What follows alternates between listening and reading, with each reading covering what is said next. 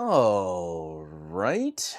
I believe this means we are live. Ladies and gentlemen, boys and girls, tech fans of all shapes and sorts and sizes and persuasions, welcome to another episode of the Monday Morning Tech Chat Show on the SGGQA podcast channel. I'm Juan Carlos Bagnell, aka Some Gadget Guy, the SGG of this terribly named podcast series. One of the worst names a tech podcast could have, but the QA is the important part. Stands for question and answer. We like to make this an interactive conversation. It's why I like to host my podcast on a Monday.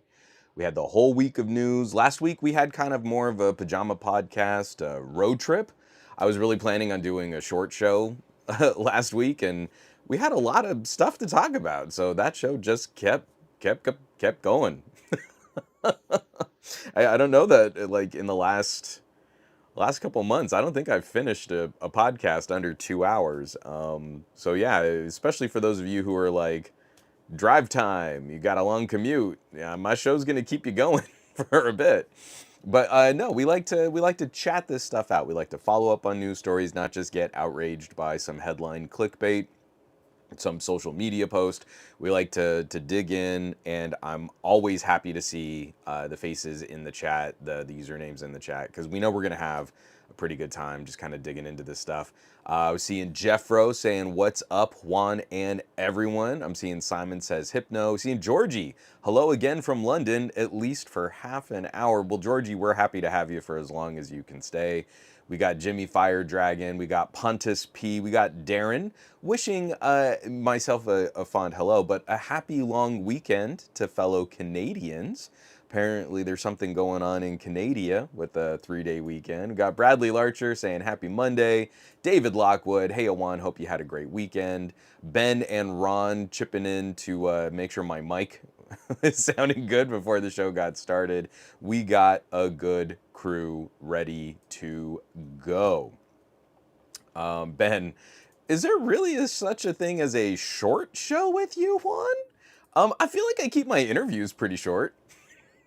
Like when I have another guest on, I have to be sort of respectful of their time. So, folks, I hope everybody out there had a lovely weekend. Obviously, we're back in the New York groove. We're back in the Gadget Lab after a week on the road, just kind of taking care of some family stuff and getting to visit with some relatives. And it was a really lovely trip. And again, some happy little surprises and moments with tech, just kind of keeping everything up in the air.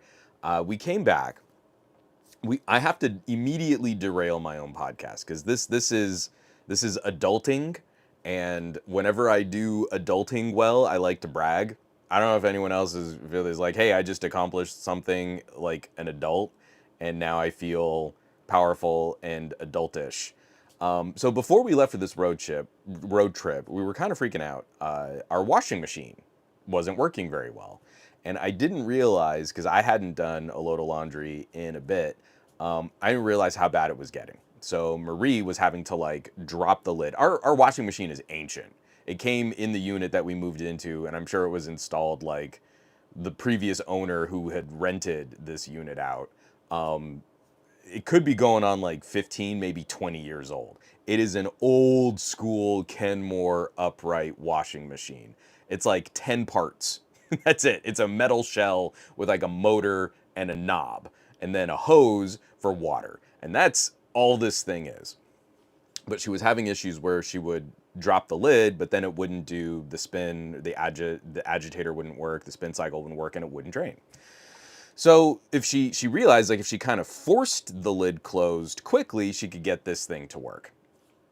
I didn't realize like she was like slamming this lid shut, because that's an indicator that the component responsible for closing the lid is breaking, right? So you close the lid on a washing machine and it tells the washing machine, hey, this washing machine is closed and it's safe to operate. You open the lid and it'll stop the agitator and it'll stop the drain cycle. So the night before we hit the road, we were trying to do a little laundry just to make sure everything was clean. We had clean clothes to wear on our trip. I don't know if y'all are like that, but we like to wear clean clothes. Ben Langston, does vacuuming count as adulting? It does. You take that win, Ben. We're all about the positivity here, man. Self-care, maintenance. You got vacuuming done? That's a win in my book. I have not vacuumed in the Gadget Lab for a bit, and I'm really nervous because I've got to clean out my workstation, and that's going to be a ton of dust. I'm going to have to bring the little hand vac and the stick vac just to make sure I'm not covering every surface with gross computer dust. Back to the story. Washing machine just will not activate. So we're looking up videos and we're looking up articles. We're trying to find repair guides, anything we can. And let me tell you, if you just search for Kenmore Elite upright top loading washing machine, there are a myriad permutations of that.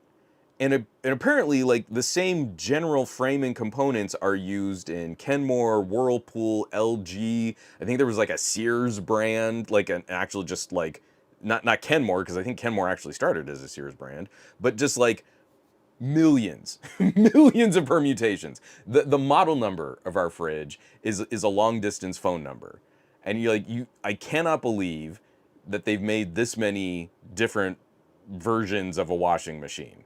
Because if you'd only just made one for each of those numbers, you would have a combination of washing machines that would equal the mass of the moon, right?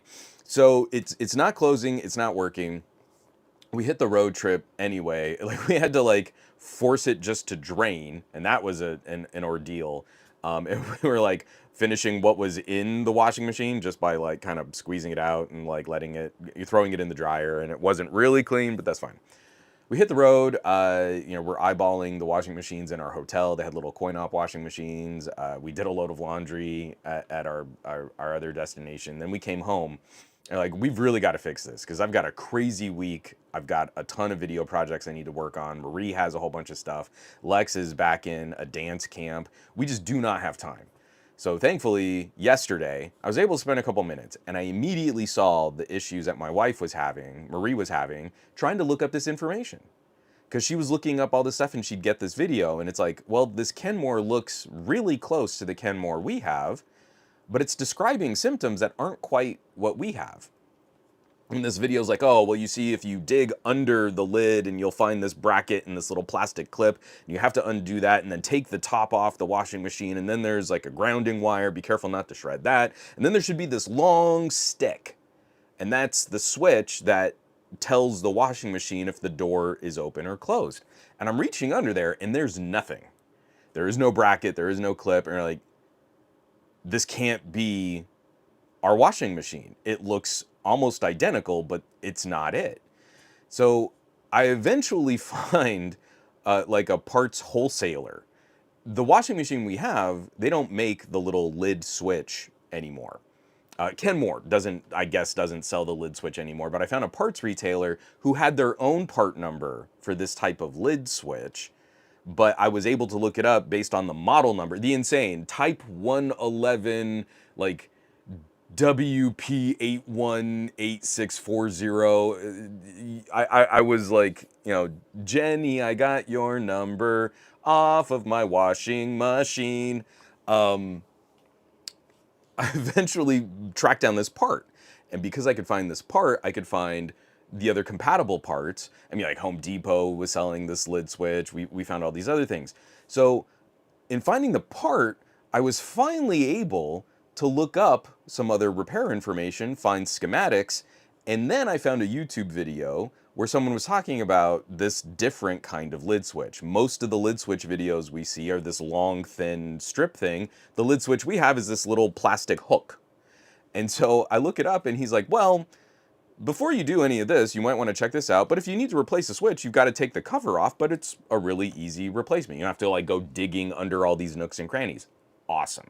So I go back to our washing machine, and because the lid switch is on the opposite side of the videos we saw before the road trip, I notice, hey, there are 2 screws on either side of our lid. That's what holds the door in place on top of our washing machine. The lid switch is on the left-hand side. It's not on the right-hand side. We were looking on the right-hand side before the road trip. On the left-hand side, one of the screws on that door is missing, and the other screw is about to fall out. So there's this little, like, you open the door and there's a little fiddly metal bracket. And that metal bracket is super wiggly and loose, like almost about to fall off. So I think this might be the metal that connects to the lid switch in the washing machine. So I take a screw off the right hand side because there's nothing on the right hand side, and I move it to the left hand side and I torque them down. I might have over torqued them, and that metal arm, that metal bracket was super secure. And as soon as I did that, I lowered the lid, and right at the bottom of the closure, I hear a. I open it and I close it again. It feels like a switch is engaging. We had been banging that door closed. All we were doing was loosening the metal hook on the door that engages with the switch. Now, we definitely have kind of broken the switch with all of the slamming of this washing machine. But hours of research, a whole week on the road, kind of like, oh man, when we get back, we've got to fix this washing machine. The actual fix took less than 5 minutes. If I had had any kind of information on this model of washing machine, if I could have searched easily and found, because as soon as I started getting on Google, oh, that's the other thing. I've got to kind of backtrack just a little bit. As soon as I would get on Google, just pages of ads and useless AI summaries of like repair guides and like you should see a long metal stick, and you're like, that's not our washing machine. I had to go to DuckDuckGo to start putting in the model and the part numbers to just go directly to websites. And that's how I found the YouTube video, on DuckDuckGo, not on Google, not on YouTube, through another search engine that wasn't just piling on AI crap and advertisements. Because also most of the ads were like, do you need a washing machine repair guy? And you're like, no, I am not searching for someone to come to our house and fix this. I know I'm not the most capable homeowner. I'm not a plumber. I'm not an electrician, but I think I can fix a switch in a washing machine that's almost 20 years old. So 5 minutes. 5 minutes, a screwdriver, 2 screws. I'm going to go to our little DIY center and get another screw to replace the one that I took from the other side of the door. But it's just like the fix was so simple, was so satisfying. I know we're going to get at least another year out of this. We'll probably have to replace the lid switch at some point because we were banging it so hard. That probably deformed the switch. When you close it, you're supposed to have like 1.5 inches of clearance, and I'm down to like a centimeter. So I know stuff is not great in there, but we were wanting to replace this washer and dryer anyway. Now hopefully this will kind of pad us until we were ready to just replace both at the same time. I'm feeling up in my feels. I'm getting like, oh, you know what? I'm taking care of business. I'm doing the handyman, the maintenance stuff. And I think, you know what? I didn't know what model washing machine we had, but our old front loader used to have this really obnoxious filter system. I don't know if there's a filter in this washing machine. Maybe it's like in the agitator, maybe it's in the center column, maybe it's unfortunately like underneath, like I'd have to lift the machine. I don't know. I don't know if a 20-year-old washing machine used to have that kind of like filter maintenance thing. So again, I should have bypassed Google. The first search I did on Google, oh, the Type 111 Kenmore washing machine. There should be a panel on the machine, and you open this panel and you take out the filter and you drain the water from a little hose and you clean out the filter and you put it back in. That doesn't exist. The Type 111 Kenmore washing machine, the stand-up top-loading washing machine, has no accessible filter system. In bold, confident, step-by-step instructions on the front page of Google, I got a list of how to drain the water from the hose and take out the filter to rinse the filter, put it back in, close the panel door, and there, I've cleaned out the filter, which totally exists on the Type 111 Kenmore washing machine. Google completely made up repair and maintenance on a washing machine. It's completely fake. It's just AI word vomit garbage. Just assuming you probably have some kind of Kenmore. There you go. That's how you clean out the filter. There is no, they used to call this, I think, like a natural filtration. Like gunk can kind of settle in under the barrel, under the machine, but at some point you might just need to replace hoses and stuff. It's not really a great design, but it's an older washing machine, and I don't know that they planned on 20 years of operation. Who knows? Instead, I'm doing things like just doing like cleaning little briquettes, and I've got to get some vinegar in there and just kind of clean out where the fabric softener goes. We don't use fabric softener, but it gets gunked up. Stuff gets gunked up in the container for that. That's the maintenance I can do. Google made up an entire filtration system for this washing machine, which does not exist. Blowing my mind just how bad all of this is. But short story, incredibly long. After a week on the road, hours of research, Googling, YouTubing, just trying to find any information on this, the fix took less than 5 minutes and involved one screw replacement. I'm feeling pretty good. That 5 minute fix kept us from needing to buy a whole new washing machine. So that was the stress of our week in a nutshell. It was pretty great. Hold on, I gotta ban some person putting garbage in my Twitch chat. Go V8, you weren't slamming it hard enough. So my wife went from lifting it a little bit and dropping it to close it to lifting it all the way and dropping to close it to lifting it and whipping it shut to close it so bad. So I know we've damaged that switch, but the switch is like a $30 part. I do need to take the front cover off the washing machine. But you know, it's like one of those things, like there's a part of me now that almost doesn't want to get rid of this washing machine because I looked up the schematic and I'm not joking. I want to say it's like 10 to 15 parts in total. They don't even really have like a circuit board. They have like wires and relays and stuff, but there's no like computer on this. This is like with a little care replacing a motor at some point and like cleaning out hoses and stuff. This is a thing that could last for like decades. It's such a simple machine. I love it. I love it. From Strazikawal, it stayed on the main page. OMG. Absolutely. With full confidence of Google as the brand, as the search engine, it delivered this information like, yeah, you just open this panel. Like, does not exist. Completely made it up. Michael C, I've noticed these LLMs, if they don't know the answer to the question, they just make something up, which adds time. If you're using it as a research tool, it's so ridiculous. And if you're using it for research, again, the question is not as simple as looking at your washing machine to see if this panel exists. How are you going to know that it's making this stuff up? How are you going to know? Georgie, yep, AI make up stuff all the time. You have no idea how many times I'm catching Google and ChatGPT feeding me wrong info. And it's like, it takes just as long to double check all the work of the AI as opposed to just doing the work yourself. Oh, Bionic Scoop. They did that for a flash setting on the XT4 I searched the other day. Yeah, you adjust your flash and that's how it works. That does not exist. You're telling me to do something that does not exist. And Pontus P, this is why Google is in a lawsuit for monopoly on ads. Yeah, this stuff is getting not great. It's really not great. From Paltrax, older stuff in general, the heater in my apartment is from the building, was new, and is still going.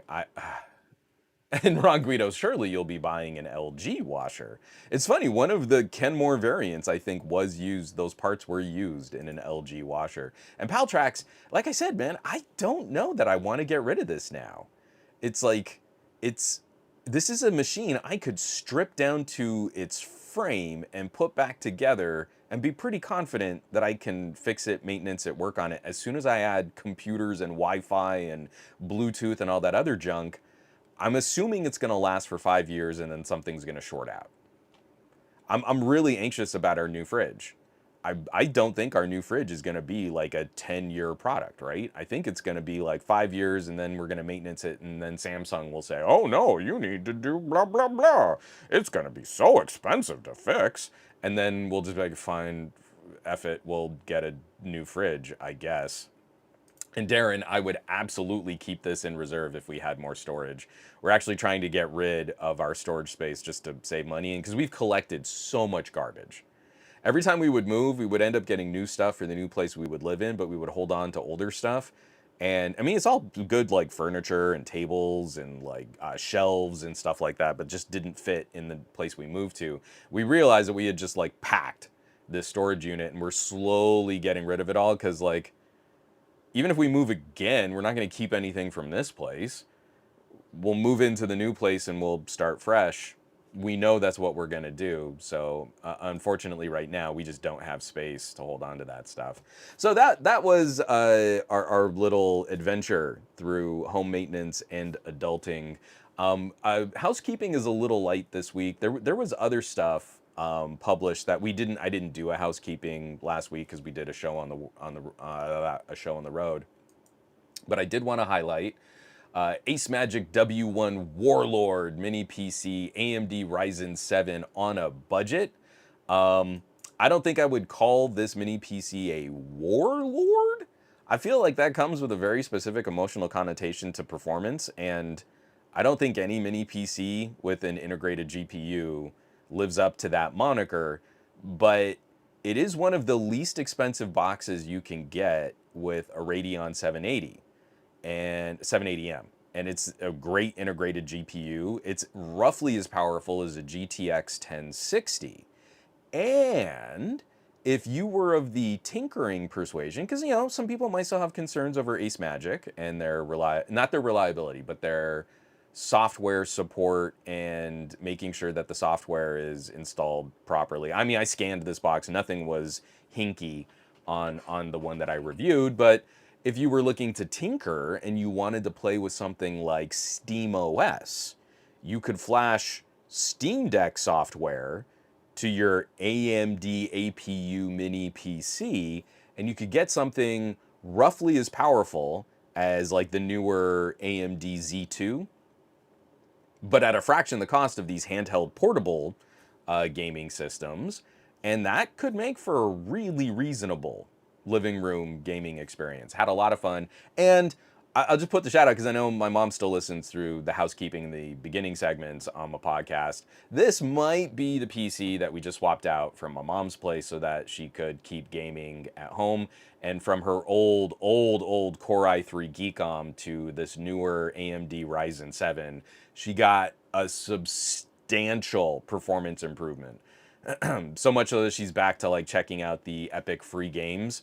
So hopefully Mom's is going to be playing some new stuff pretty soon. But it's real good for Tetris too. She's definitely a Tetris junkie. And the other one that I wanted to highlight last week, but I completely forgot to, was a Moto Razr Plus 2025 review. Are flip phones still fun? Easy for me to say. And just kind of a look at a phone that's been out for a little while. Definitely more of a fashion communicator device, but kind of one of the nicer versions of that idea. Absolutely not a phone for me. I can go immediately into the top of that review saying, this is not for me, but I think others might like it. And I always, it's nice for me to kind of take that visit because I like to know what other people are into. So that's going to do us for housekeeping. I'm going to take a quick drink of coffee here. Brian Glaze saying Core i3 Geekom, eyeballs. And she's had that machine for a little while, but all we did, that her first Geekom was literally just a Tetris machine. It was kind of the only game she was interested in. And it was just at that point where we crossed over laptop CPUs with integrated graphics. Those little integrated graphics chips were just powerful enough that if you turn down the quality settings and you set it to 720p, you could get Tetris Effect and Puyo Puyo Tetris running really well. Tetris is a game, it's deceptively simple.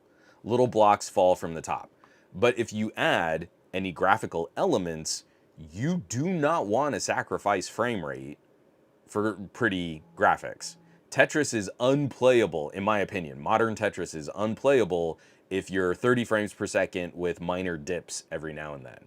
As soon as you get to 100 lines in a marathon run, you need a consistent fast frame rate, at least 60 frames per second. I don't even like to play Tetris on my Steam Deck because it's only going to top out at 60 frames per second. this now she has a mini PC that is capable of driving RoboCop Rogue City with FSR at 90 frames per second. So Tetris is doing fine. So much so that we played a couple like Atari remasters. We were looking at different versions of Lode Runner. Lode Runner was one of my favorite games from that Atari early Nintendo era of puzzle games. She's starting to look around. Like there's a port of the PS1 classic Nitrous Oxide, which is like a modern version of Tempest. Tempest was that game you look down a well. It's that wire graphics from the Atari era, and you go around the outside, and little bugs crawl up the tunnel when you have to shoot the little bugs. Nitrous Oxide is like you're flying through a tunnel with PlayStation 1 kinds of graphics. Now she's got a mini PC that can crush a game basically from the PS1 era. So, yeah, yeah, it was good times, Brian Glaze. It was nice to give her the upgrade. So let me get this out of the way. From Simon Says Hypno, I've had too many PCs in the last 2 years fail Windows updates, require repair process that doesn't work, and then constantly reboot and repair loop. Third time in 18 months, I just ordered a Mac Mini. I think I've had the best experiences with Geekom. I mean, aside from, actually, let me take that back. I think I've had the best experiences in the past with Intel NUCs, but with Intel, I've had issues with power supplies. My Core i9, I had to gut the components because the power supply failed. But since then, the Asus NUC has been a monster, and then after NUC, my next best experiences have been Geekom. When you disassemble a Geekom, I've got the new A6 here, which again, it's not new components, but it's just a new frame. When you gut a Geekom versus like a B-Link or even an Ace Magic, they seem to be overbuilt. So they are more expensive. The Geekoms tend to be more expensive for the chip, RAM, and storage that get put in, but I like that they still tend to have like harder metal frames. They tend to have better Wi-Fi radio assemblies. The components just bolted together. The cooling seems to be a bit more substantial. I've had really good experiences on Geekoms. The two media PCs that I've run were both Geekoms, and both of them were bulletproof. Like they just ran, like the one I'm running now has run in operation without any shutdown, without any issues, without any problems installing software updates. Well over a year. The only time we've had downtime is when we've had power outages, and I feel like that's not on the box. So yeah, it can be tough.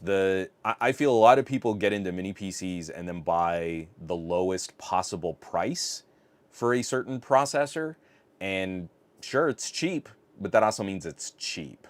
Other companies have, I think, done a better job. Minis Forum, I think, has kind of been hit or miss. Some of their lesser expensive boxes can be cheap, but then you just jump up a little in price, and you're like, okay, that's a well-built machine. So it's pretty rad. And Darren, yeah, man, Vector Graphics, the Star Wars game was my jam back in the arcades. Absolutely loved it. From Pup on Tech, hey, drop late. Oh, I see what you're saying. Yeah, definitely don't get rid of that washing machine. There are subreddits dedicated to hunting down old washers and dryers since they are so easy to fix and last forever, especially compared to modern stuff. So we work with a friend of a friend's mom runs a veterans group, and so they employ retired soldiers, and they help other soldiers get up on their feet if they've been having problems. And we've donated like tons of furniture, a couple old phones. If when we're getting when we're getting ready to get rid of that washer and dryer, we're going to reach out to them, because I'm sure like this could go into someone's home. They need to be cleaned up a little bit, maybe give it a vinegar rinse on the washing machine. But they're great. They're functional appliances. They're old, but they work. So Pup on Tag, absolutely. We're not looking to junk this stuff. We'll be passing it on to someone else. Oh, and no issues. Sorry for the terrible spelling and grammar. We're all in web chat. I think we all get. It just might take me a second to figure out what you mean.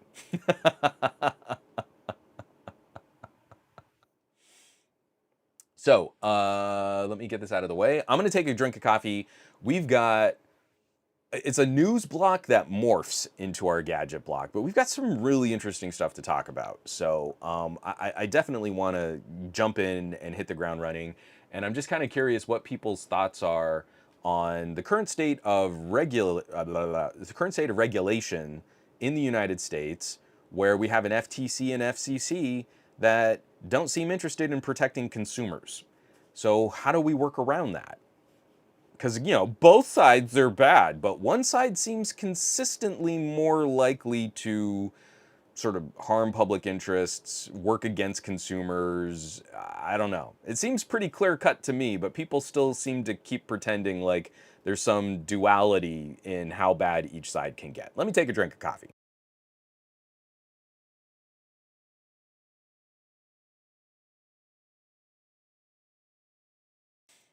Okay, so everything we're going to be talking about, all of the housekeeping, like the couple of reviews that I just talked about, all of the show notes, all of the links will be available on this week's blog post on somegadgetguy.com. And of course, there's the audio replay if you're catching this late, and then there's also the Patreon feed, which just kind of I clean it up a little bit more, shorten it up, and I don't do ad blocks or anything like that.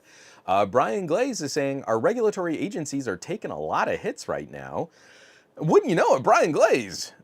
I seem to have prepared you for that comment because our first story, this podcast is going to be a little heavy on the Ars Technica links. Just warning you now. Coming by way of Ars Technica, written up by Ashley Bellinger. U.S. moves to ban shady subscription auto renewals after FTC court loss. So the FTC, this is from the article, the FTC hoped to enforce the rule due to increasing reports of consumers losing time and money from intentionally difficult subscription cancellation processes, lawmakers said. But cable companies sued to block the FTC rule last year, arguing the FTC failed to conduct an economic impact study before making it easier to cancel over 1 billion paid subscriptions in the US. So this was a hilarious point of order lawsuit. Oh, no, no, you didn't look at the possibility of the presentation of the potential of the impact of the maybe of the how of the why before you put this rule into place. And this was what I feel like both sides of the political spectrum should agree on. Again, we keep framing this as partisan. One side wants to make it harder for businesses to steal money from you. How dare those liberals make it harder for businesses to steal money from you? What we need to do is conduct a really in-depth study to see what the economic impact of that would be. And it really gets in the way when we talk about like common sense legislation, when we talk about common sense regulations. This was, again, kind of a toothless regulation, kind of a toothless. The FTC is not well funded. If there's a violation, the FTC is likely going to have to pass that violation over to the DOJ, and that's going to spend years in court. The companies are going to sue, and there's going to be a battle. But it's press. This company wants to make it harder for you to cancel your subscription. Don't you think that's scummy? And the company has to sit on bad press, and then that probably has a small but trackable ripple effect in that company's business practices. So the FTC announces this click to cancel rule. It should be as simple to cancel your subscription as it was to start your subscription.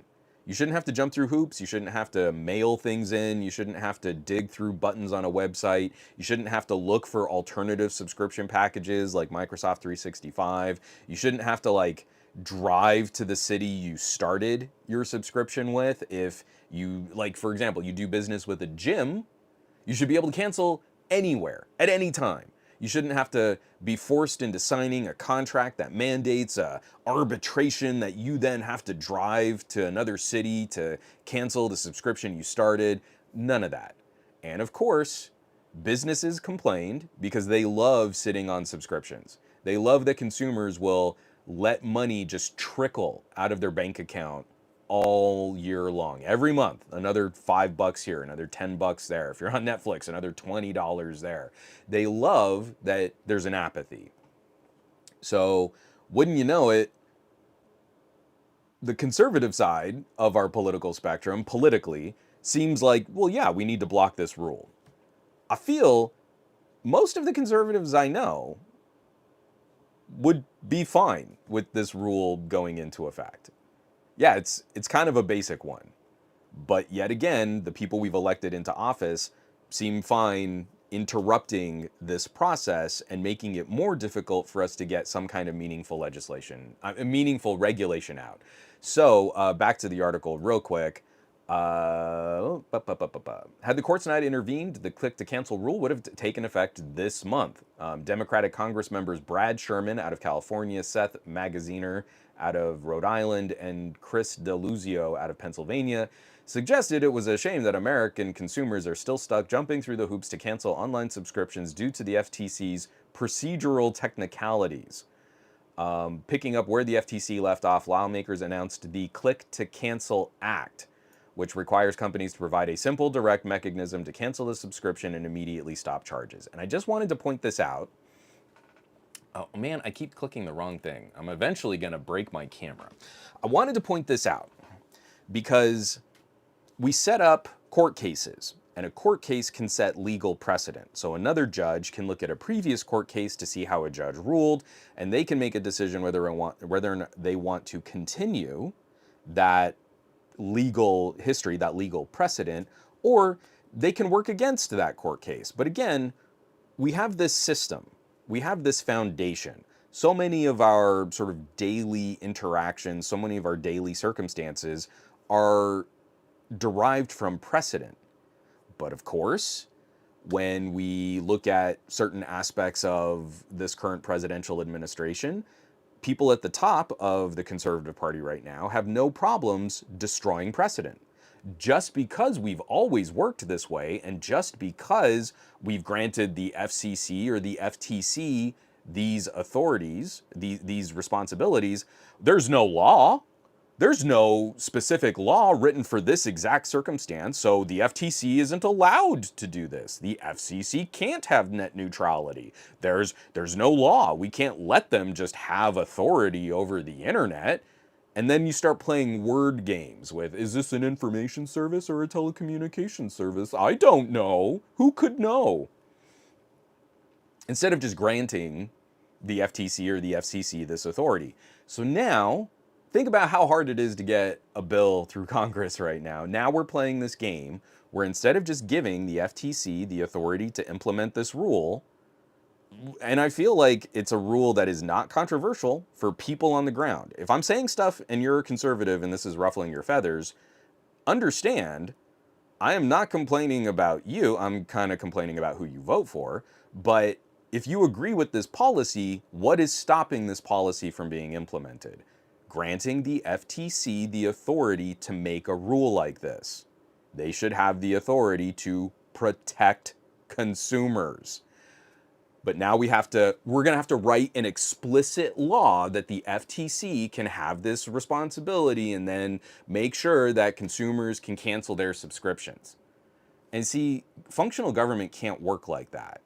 We can't put a bill through Congress every single time. So what we do is we look at previous examples of similar regulatory instances. We look at older court cases and we build a foundation, a pattern of behavior. But right now, the top elected conservatives have no problems throwing that all away. You can't tell me what to do. There's no law that says I can't do this. Well, we have 50 years of legal precedent. We don't care about precedent.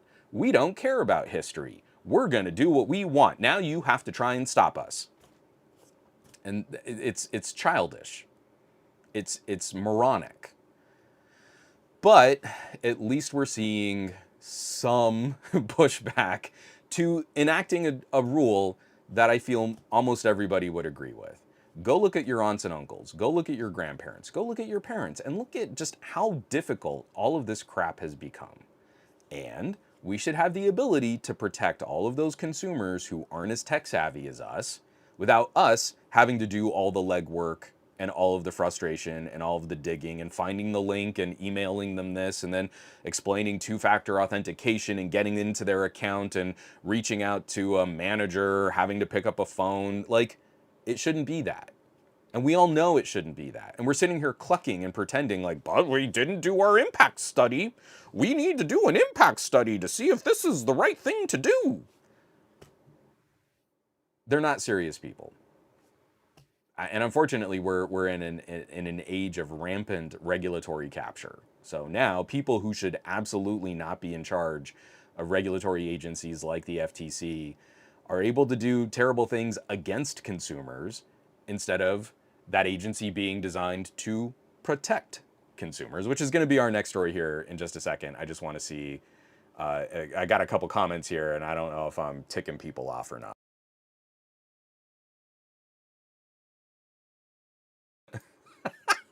Goat V8. But who's going to protect the corporations? Did you even stop to think about Adobe for 1 minute? But who will think of the billionaires? How come no one ever says we gotta protect the billionaires? Where are my pearls for clutching? I must clutch pearls for the billionaires. They don't have enough mega yachts. Like Bill Gates is selling his mega yacht. If Bill Gates can't keep a mega yacht, just what are we doing in this country?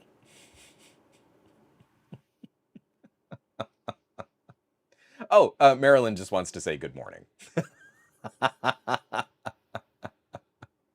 Brian Billings, they destroy precedent just to destroy precedent. And it's remarkable.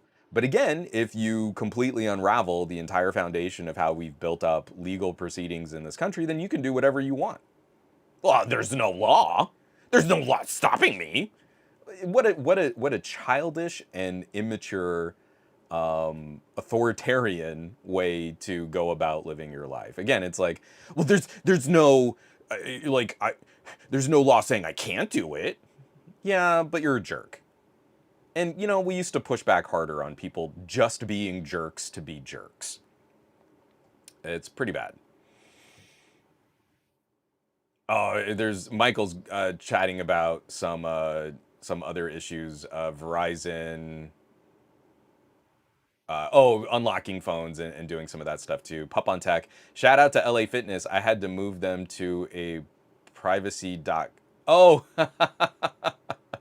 I had to move them to a privacy.com credit card, turn that credit card off for them to actually shut down my account as I couldn't travel all the way from overseas to the exact location I signed up for. So, hey, quick tip for you guys, virtual credit cards, especially when signing up for free trials at gyms. That was exactly the company I was thinking of.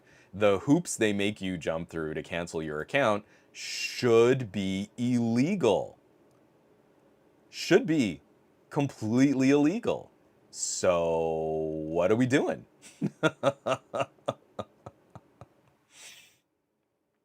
Oh, yeah, Simon says hypno, but we love tradition and conserving. But we're going to scrap all the precedent, though, because we're conservatives.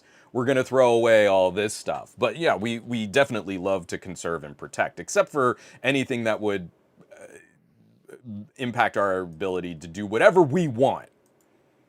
So the second story on that is kind of similar. We're talking regulatory capture, and it's really gross, and I could not be more crestfallen that the FCC has been reduced to this shambling mess of cronyism. But that's where we are.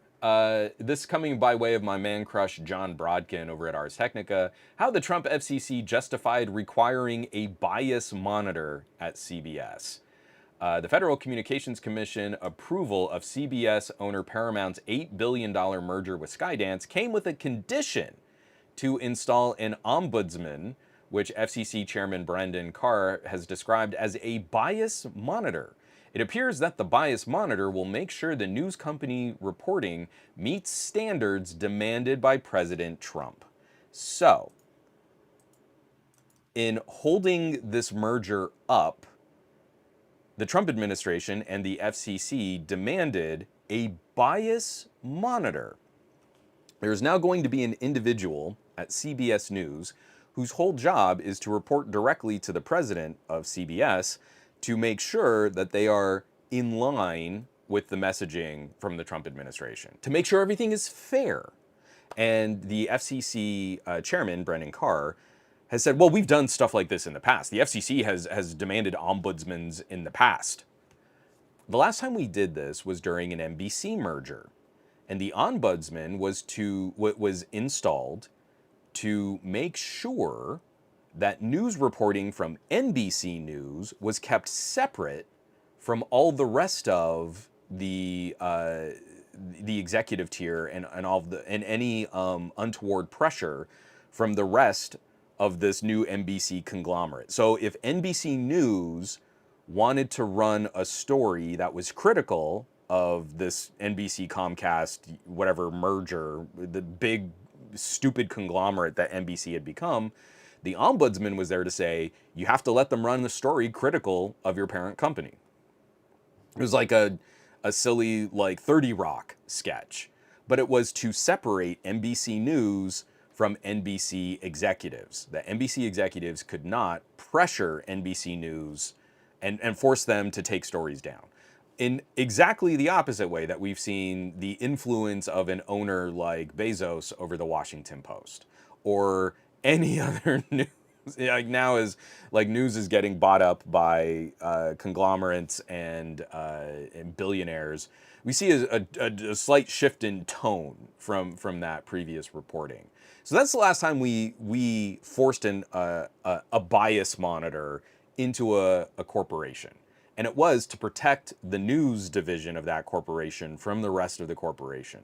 We have never demanded, especially under liberal presidencies, especially under Democrat presidents, we have never demanded an ombudsman to go in and say, your reporting has to align with the president of the United States, and we're going to hold up this merger until you agree to our terms. So now CBS News is basically suspect. Anything coming out of CBS, and funnily enough, wouldn't you know it, like, I believe there's a certain late night host who was just told that like his show would be ending next year. Well, just a total coincidence. I mean, we're so concerned about free speech until we actually have to protect like comedians on late night shows. And now there needs to be a bias monitor because there's bias. Like, what are we doing? That's what the FCC is doing now. Now, if you remember, during the Biden administration, I was pissed off because we couldn't get a chairman in to break up the deadlock. The FCC was deadlocked. We couldn't get any new policy out. But we were talking about things like broadband distribution. How do we make sure everybody has broadband? We were talking about broadband reclassification. How do we make sure that in the United States, our internet speeds are competitive? We need to reclassify high speed. And we still haven't classified high speed as high speed. It's still stupid slow here in the United States. We were talking about net neutrality and enacting policy that corporations couldn't stomp on what kind of data connections and what kinds of services you could use on the internet.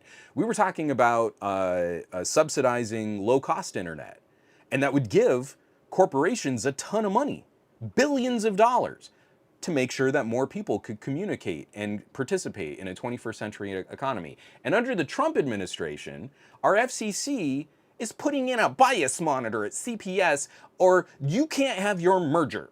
$8 billion merger. We said no until you make CBS News only say nice things about us.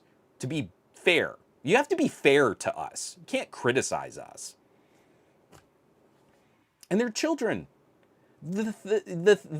The nastiest people with the most vile tempers, the most argumentative and the most combative and sending out the ugliest sentiment have the thinnest of skins. And they cannot handle the criticisms because deep down they know they are the bad guys. But if someone points that out, and maybe companies make a little less money, and maybe they don't do so well in the midterm elections, we can't have that. We should be able to do whatever we want, and you can't criticize us. But free speech. But you can't say mean things about us. But free speech. My free speech. You're infringing on my free speech by correcting my bad ideas and my misinformation that was weaponized from Russia. But if you correct me, that's infringing on my free speech. So you can't have free speech because I need it.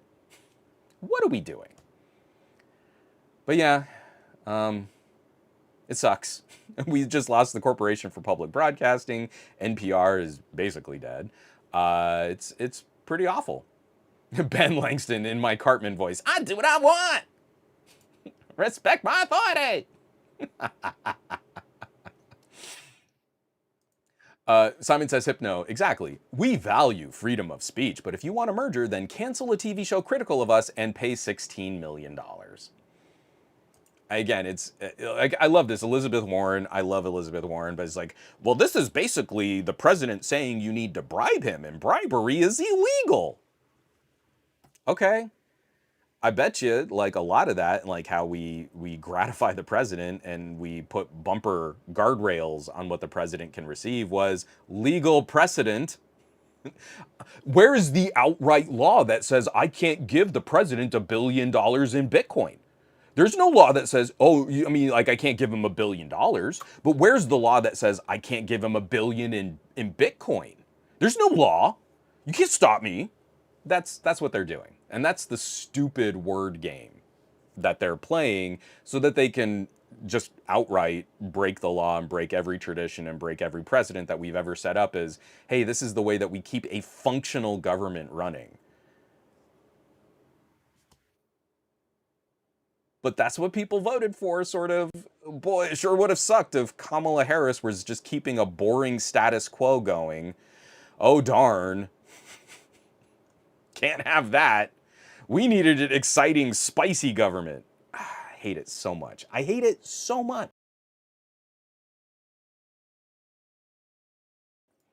From Goat V8, they're literally saying those companies depend on hard to cancel plans that screw people over. Like, how is click to cancel even an argument? Um, oh, yeah. From Michael C. It's ridiculous how the US court system is basically just designed to give centers of private capital a million avenues to screw regular people. Brian Glaze just laughing at Bias Monitor. QuickNet, we're well past a disregard for law and well into the area of what are you going to do? Stop me? As they're laughing, knowing no one's going to stop them. Until everything craters. That's the thing that sucks is like everyone's playing this shell game. Like, we know the rug pull is coming, but if I just stick out a little bit longer, I'll make more money before the entire system collapses. At which point your money will be worthless. It won't matter if you have billions of the dollars. These people really think that they're going to live out an episode of Mr. Robot and that they're going to be the ones holding all the crypto and holding all the money and holding all the assets and that like nothing bad can happen to them. I feel like that's, again, childish and foolish. Michael Z. I mean, instead of passing universal health care like every other nation, we made it so it's illegal not to buy health care from private companies. It's dystopian. I mean, we're into the dumbest era of dystopia. Ron Guido, is 4 years over yet? Well, don't worry, because Trump was only joking when he said he was going to take a third term. We can't take him seriously. Everything he said, he's tried to do. This time he was just joking about a third term, though. There's no way he could do it. I'm sure there's legal precedent to stop him from trying to take a third term. Tee hee hee hee. Oh, yeah, Brian Billings. I heard FCC Commissioner Anna Gomez talking about this on NPR this weekend. It's nuts. And again, like, again, as per previous comment, how are we going to stop them? What are you going to do? Stop us? Brr, brr, brr. Yep, Michael C. This is why Jeff Bezos refused to publish editorials from the Washington Post endorsing Trump's presidential opponent. He will probably have business before Trump. Same with Meta, Google, and Apple. Tim Apple donating to Trump's inauguration party. That money did real well for Tim. Again, that's the other thing too. Is like you have to know going in that Trump is a child with like ADHD. Like any promise he makes you is immediately suspect. He's never paid through on any of his promises. He's never come through for someone else. He is only in it for himself. And look at like the feud.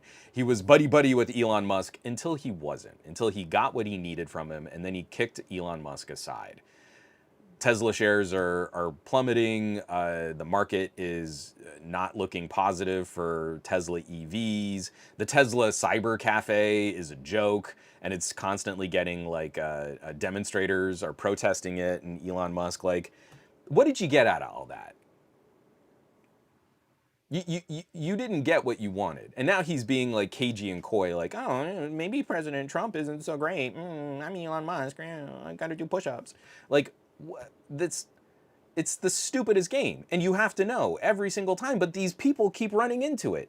If that's the business dealings, why would you ever want someone like Elon Musk in charge of one of your companies? If he couldn't figure out Trump might screw me on this, what business does he have being a CEO? You have to be super dumb.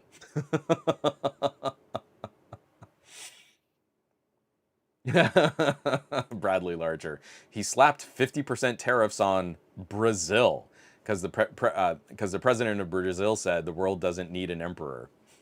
Oh, you said something mean about me. That's infringing my free speech because you made my feelings hurt. Ben Langsam again. It's like you're arguing with a petulant, pedantic child.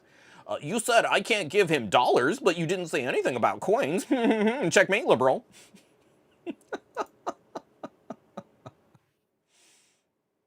Oh, Brian Glaze. That season of Mr. Robot should have served as a detractor from trying to benefit from the system exploding, yet here we are with people probably hoping for it. Like, think about every single time we tell that joke. Like, some billionaire saw a dystopian sci-fi movie and said, yeah, hey, that'd be pretty cool. You know, what I want is the military using AI. Yeah, but have you seen, like, The Terminator or what was the old 1960s movie Colossus, the Forbin project? Like, we've been predicting the downfall of humanity because of machines in charge of our military since the 60s, at least in film, earlier in books. Terminator, obviously. The Matrix. Maybe we don't want AI and military systems working together. And we keep doing this, and then Lucky Palmer will go out there, you know what we need, guys, is more AI in our robots that can kill people. It's like they watch the thing and then say, hey, that sucks for everybody. Even the rich people who benefit from that, it sucks for them too.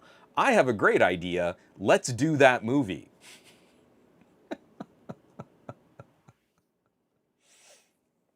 Oh, it's so messed up. Okay, so those are our two big political stories, but we do have just a quick blip. Uh, oh no, I've got them out of order. Sorry, I'm gonna change gears for just a second because this is another quick blip. But if you needed any more evidence that AI is probably bad for any data that could in any way be personally identifying or sensitive, Fast Company just published this article that I hope people will check out. I'm not going to spend a ton of time on it because I want you to go and read these articles. Fast Company exclusive, Google is indexing ChatGPT conversations, potentially exposing sensitive user data. Now, this is very specific. I'm not saying everything you type into ChatGPT is publicly accessible to Google, but ChatGPT is playing a risky shell game with certain tools on their platform.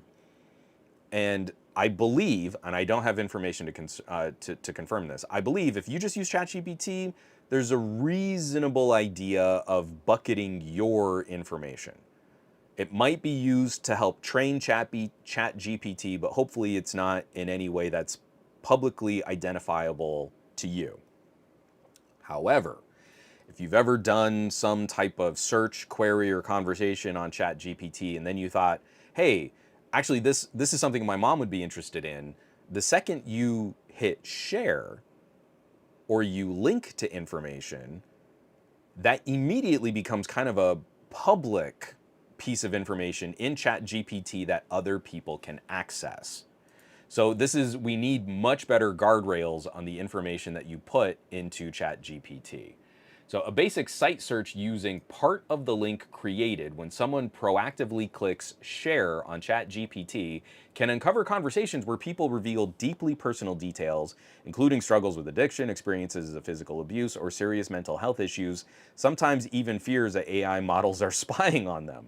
While the user's identities aren't shown by ChatGPT, some potentially identifying themselves. Sorry, reading is hard. While the user's identities aren't shown by ChatGPT, some potentially identify themselves by sharing highly specific personal information during the chats. So, in my mind, there's an engineer at ChatGPT who says, hey, you use our service and it's private, but if you click share, you're obviously making this information public, so we create this link, and it just becomes a part of ChatGPT. It just becomes a part of the bucket of information that this GPT can access when answering other people's questions. But I don't believe there's any distinct disclosure that there is a change in the handling of that user data. So people will do this, or maybe, hey, I'm going to send this to my therapist, or I might need to send this to my doctor. Do you think this disease is what I'm suffering? Or, hey, my mom wanted information on this, so I looked it up on ChatGPT, and it's personal information about her health. But now I've just compromised her data privacy by me doing the search and then sharing that information with her. There doesn't seem to be, in my opinion, a clear disclosure that when you click share, this is going to change the policy of how we handle this information. So this is one just to make sure family and friends know about. Again, the link to the Fast Company article, they're the ones breaking this news. Send this to the people you know who are super into AI. I've been meeting a few people now who's like, oh, I love having conversations with ChatGPT. It's so much fun. It's like it knows everything. And like, again, Google's AI made up a filter system on my washing machine. I can't believe ChatGPT is really so much better at verifying the data that they spit out at you. It's all garbage, but people really feel like, well, I asked it these questions and it seems to have ascended, and now my ChatGPT is self-aware and is becoming spiritually like a god, and I want to be there for my GPT god. No, they're just giving up all their data, and OpenAI is profiting off of it. No, actually, they're not. That's the saddest part of all of this, is OpenAI is deeply in the red. They're generating revenue, but they're not paying their bills.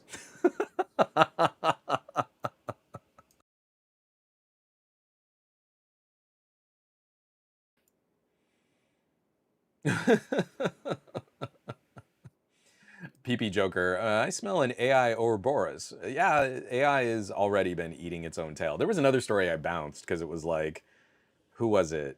OpenAI was suing someone else, but it was like, hey, we canceled your contract because your AI was just eating our AI, and that's how you were making a better AI off of our AI. But we made our AI by ripping off humans, and that's what's fair. And it's just like, it's so stupid. We're protecting the intellectual property of the AI, but we're not protecting the IP of all the humans who got ripped off to feed that first AI. And we're again, well, show me the law that says an AI can't just steal all your stuff. There's no law. There's no law that says that.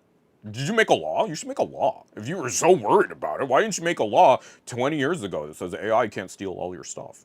See? Checkmate, liberal.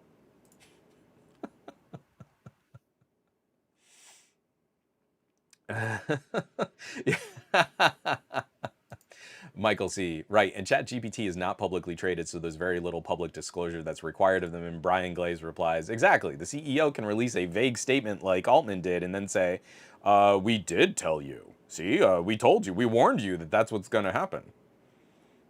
So stupid. So we've got this one. This is just a quick follow-up, too. The Epic versus Apple lawsuit ended in a wild calamity. An Apple executive could be going to prison still. I still haven't seen whether or not charges will be filed. Someone please correct me if I just missed the story on that. But basically lied under oath about what Apple was doing with payments, omitting information that was required by the courts, and that's perjury. It committed perjury to protect Tim Cook.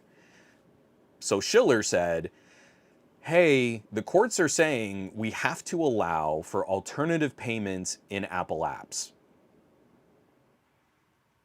Don't make a big deal out of this, because it's really just going to piss people off and it's going to draw more attention to alternative payments. All the people that are currently just paying money through subscriptions, paying more money on their subscriptions, just let them ride.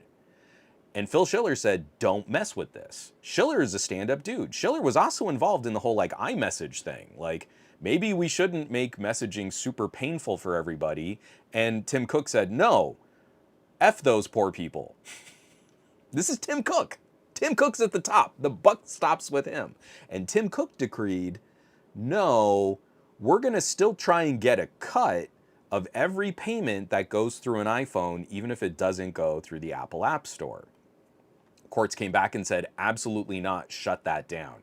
And it wasn't like you get 60 days to do a survey to examine the financial impact like the FTC would do.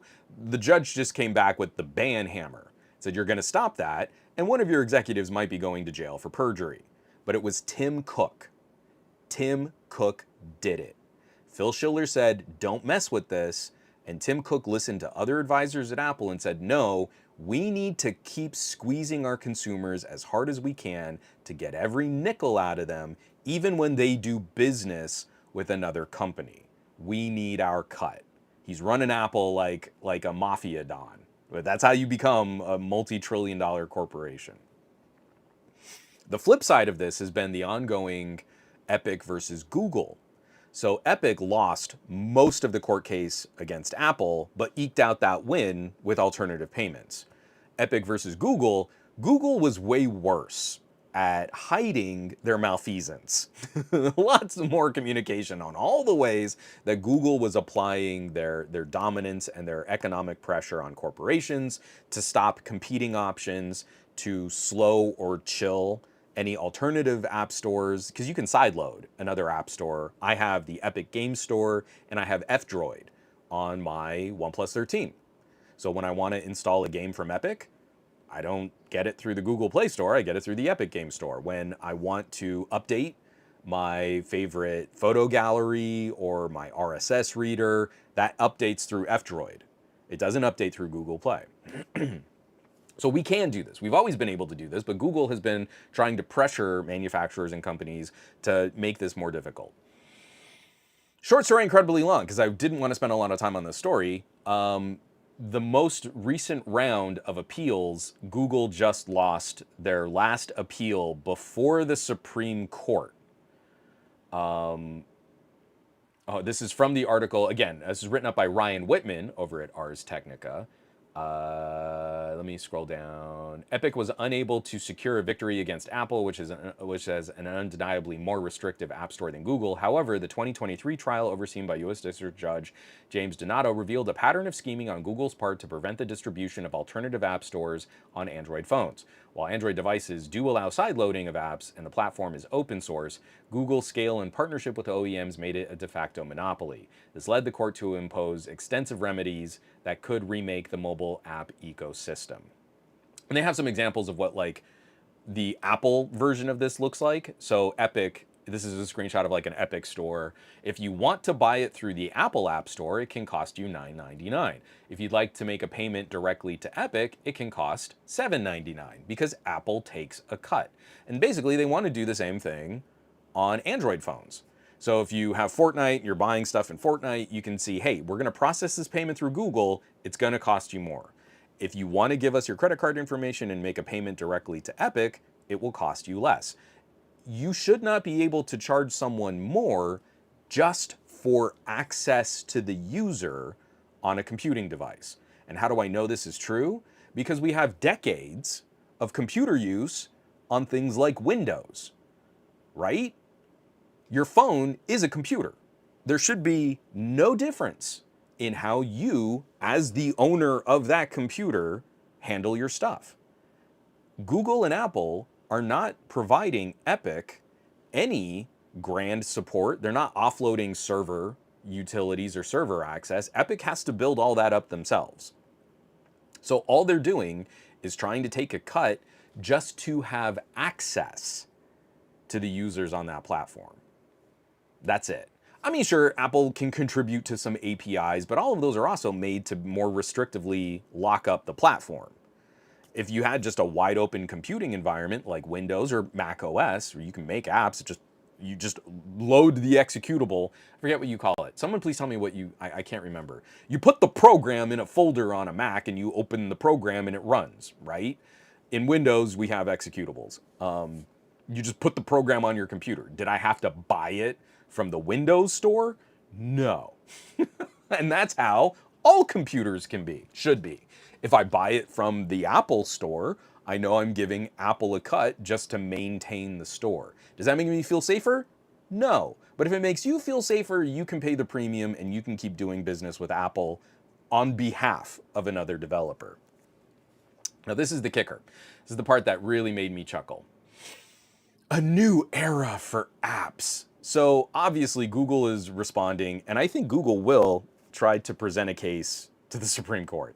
It is very unlikely, in my opinion, that the Supreme Court will both hear this case and rule in favor of Google.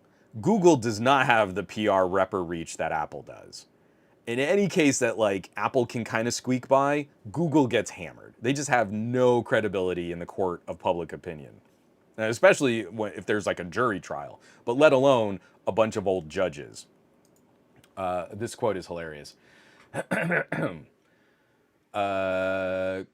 Quote, this decision will significantly harm user safety, limit choice, and undermine the innovation that has always been central to the Android ecosystem, says Lee Ann Mulholland, Google's VP of Regulatory Affairs. Quote, our top priority remains protecting our users and developers and ensuring a secure platform as we continue our appeal. What horse poop. Indefensible. Talk about 1984 doublespeak. By allowing you to do business directly with Epic, this decision will limit choice, harm user safety, and undermine the innovation of the Android ecosystem. The open source ecosystem where everybody ostensibly is allowed to contribute to the further development of Android.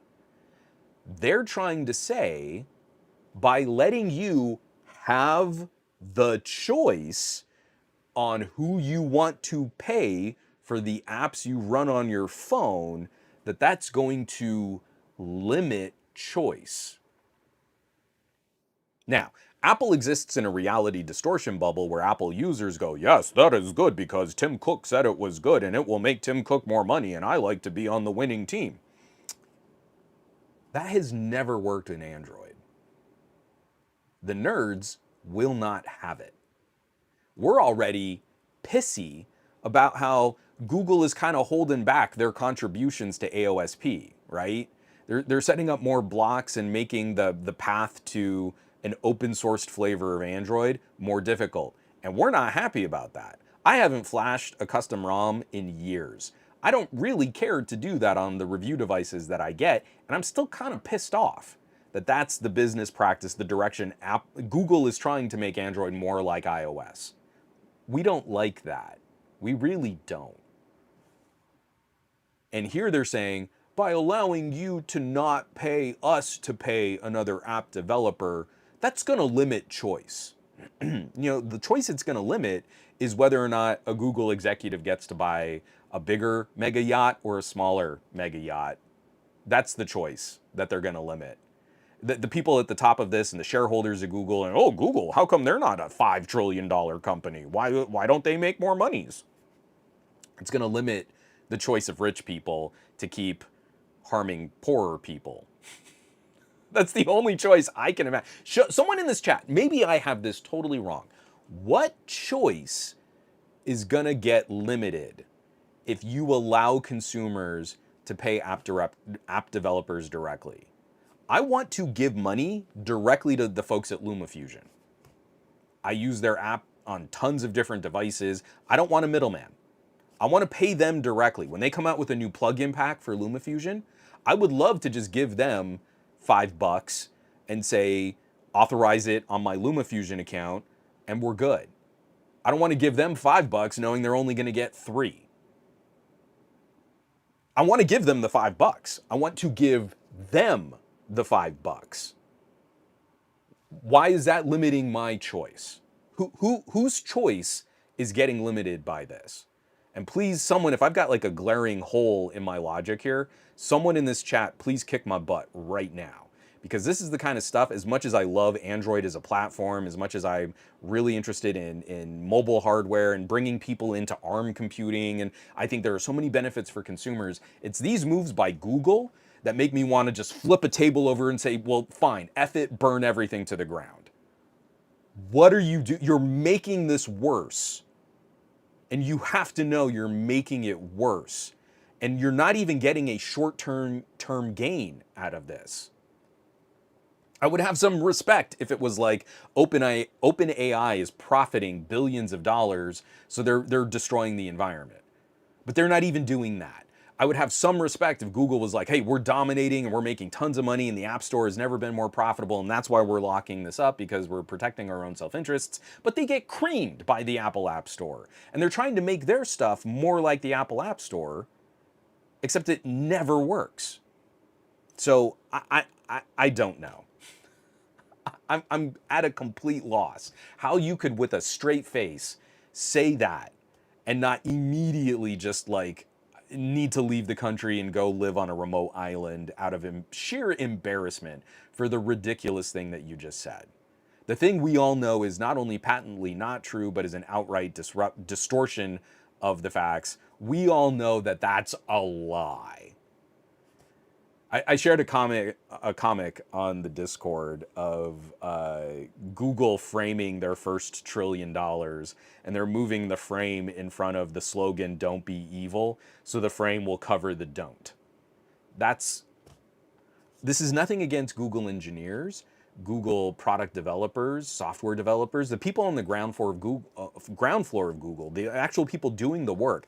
Everyone I've met, hardware teams, software teams, services teams, they are passionate, they are trying to solve world problems, they are motivated, they're considerate, they look at this and they think, hey, I can contribute, I can make a difference. And it's all the executives at Apple, like Tim Cook, who have no problems playing stupid games with court rulings, and the executives at Google who seem hell-bent on destroying the environment with AI and Gemini and all this nonsense. They're the ones that are kind of ruining this for everybody. So at what point do we see any kind of investor pushback? At what point do we say, hey, this is not sustainable and your business model is stupid and it's going to cost people a lot of money when stuff starts to crater? We don't want it to crater. We want the people who are doing good work to just get your boot off their neck and let them do good work. So, sorry. Brian Billings, they should have written that in blue font. Aditya Nil, Tim hasn't been cooking with his decisions of late. PP Joker, free market, huh? Brian Glaze, I can confidently say that the statement Google gave us was, quote, how not to do PR 101.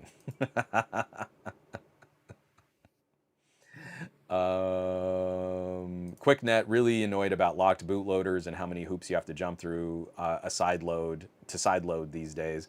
I love it because like I showed my mom, I had her install the Epic Game Store on her Pixel tablet, her Pixel tablet. And again, it's hilarious.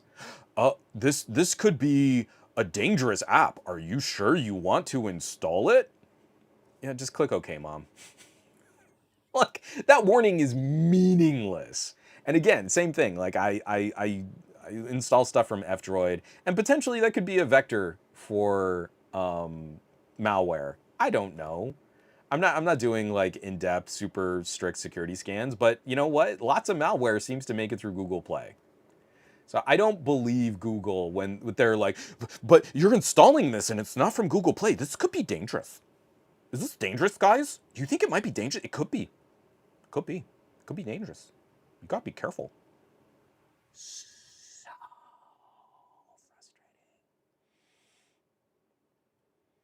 frustrating. Ben Langston. That's the choice. They want the Diamond class mega yacht, not the premium class.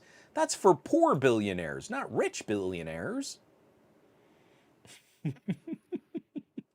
Go V8. Oh, call me crazy, but the duopoly of iOS and Android blows. Man, we used to have Palm OS and BlackBerry OS and Windows. We're going to be talking about Windows in the mobile space again. It's just breaking my heart. And now Android and iOS are just circling the drain. I'm not excited or interested in anything Google is presenting as the next big thing in mobile because it's all AI BS. AI that will probably tell me I have a filter in my washing machine. Oh yeah, QuickNet, absolutely. They're using a kernel of truth as a scare tactic for control, and it's disgusting. Yes, spot on. There is a buyer beware. You are installing software on your own system, and you have to do the trust and verification and certification, just like we've always done on Windows. Just like that's always been a thing. And yes, some people will click on stupid stuff, and yes, some people are going to get hurt by their ignorance. And I keep going back to the quote that is falsely attributed to Mark Twain. You're telling me I can't buy a steak because babies can't chew it. I run as much tech support for my family as I can feasibly manage. And my family is pretty tech savvy. And I know I've got a warped sense of how all this stuff can work for consumers on the ground floor. But gosh darn, is it frustrating when you take tools away from me because someone else might get hurt using them. It's just too sad. It's just too bad. I mean, it was great that you could do this and you could take care of your family, but someone else might not be able to, so you can't have it no more. You can't have it no more. It's gone.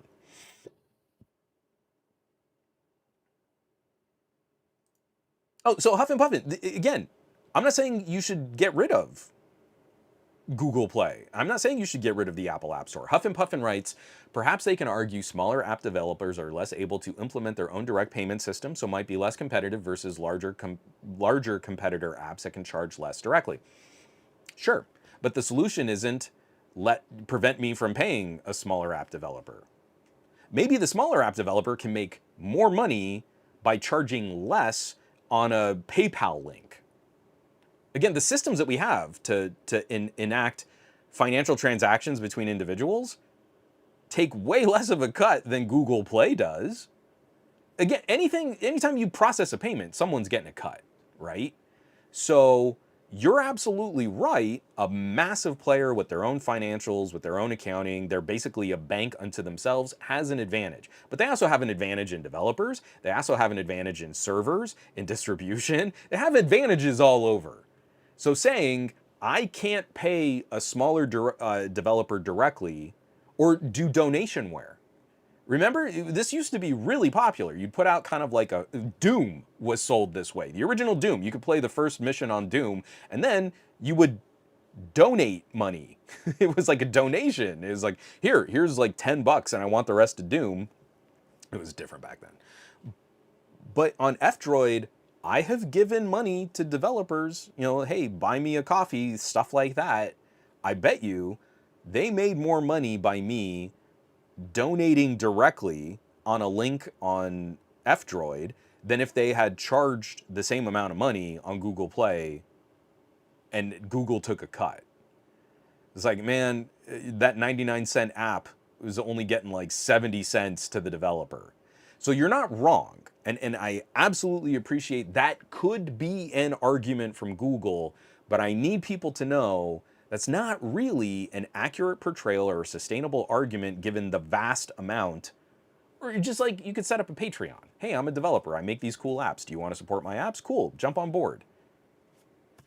Give me $5 and you'll get like my behind the scenes and my production, going through working on new services. You can suggest new features in my apps, and your Patreon fee covers the apps that I'm making. So you get my apps. You can stick with me for a month, pay $5, or you can keep the subscription if you care about the process of me making apps and making the apps better. That could be a totally viable business model for someone. I'm just saying you're not wrong, but I do feel it takes very little examination of the world around us to find solutions.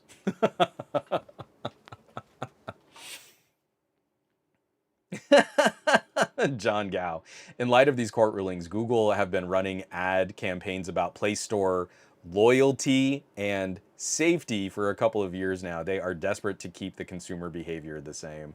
I just feel like the more noise you make about that, the more people like me are going to be like, hey, if you're interested in gaming, you get a free Android game every week. What was the Android game this week? I'm going to go to the Epic Game Store on my phone, and I'm going to scroll down.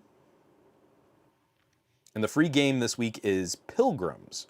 Comic mischief, mild fantasy violence, and use of alcohol. Roam the land as you please and make new friends. Share a laugh with your fellow travelers and help them complete their little stories your way. How many different solutions can you find? And it's just a cute little kind of puzzle fantasy game. Previous games have included Blooms. I have Blooms. I have Ogu and the Secret Forest. There is no game. Wrong Dimension. Limbo. Classic Limbo that was just delisted from a bunch of game stores. I got it for free for Android on the Epic Game Store. Gigapocalypse, that game was okay. It wasn't great. Bridge Constructor, The Walking Dead, MR Racer Premium, Super Space Club, Doodle Kingdom Medieval, Figment 2, Creed Valley, Star Wars Knights of the Old Republic, Churchill, Loop Hero, Loop Hero. Loop Hero is an amazing indie game. You should absolutely try Loop Hero. Super Meat Boy Forever, KOTOR 2, Star Wars Knights of the Old Republic 2, Shapes, Doodle Mafia, Epic Alchemy, Figment, and I think that runs me out. Oh, and Evoland. Evoland 1 and 2. I don't have to install those from Google Play now. If I, for some reason, decided to set up a phone without Google services on it, I have an incredible collection of games ready to go on the Epic Game Store. It's pretty great.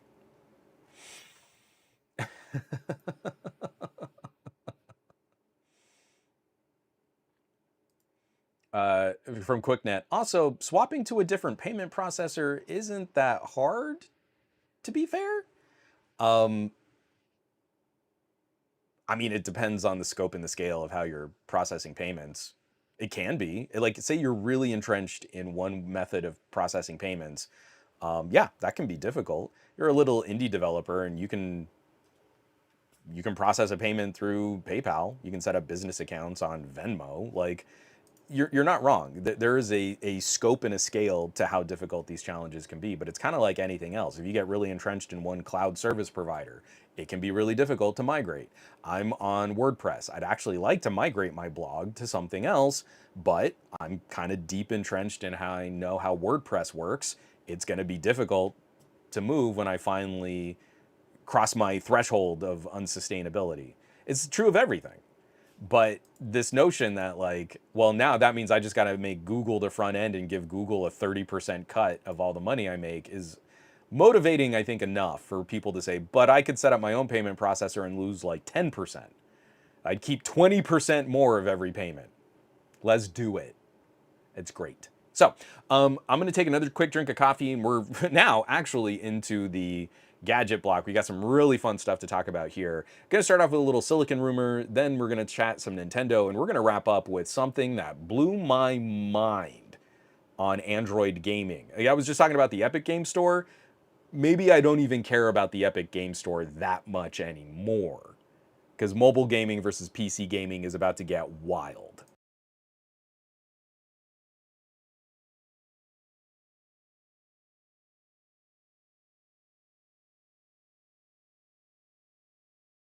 Oh, Fernando Velasquez. Hey, Juan, sorry for being late. No, you're right on time, Fernando. You're getting into the fun stuff.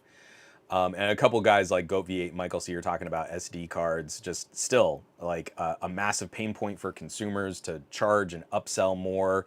Oh, we made the basic phone the same price, but you got to pay more for more storage.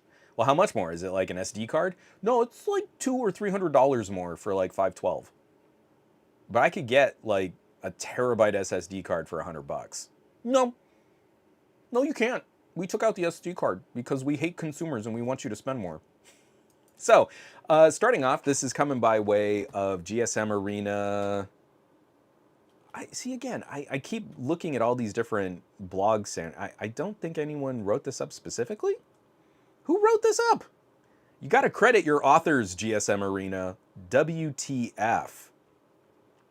New claim. No, blah, blah, blah.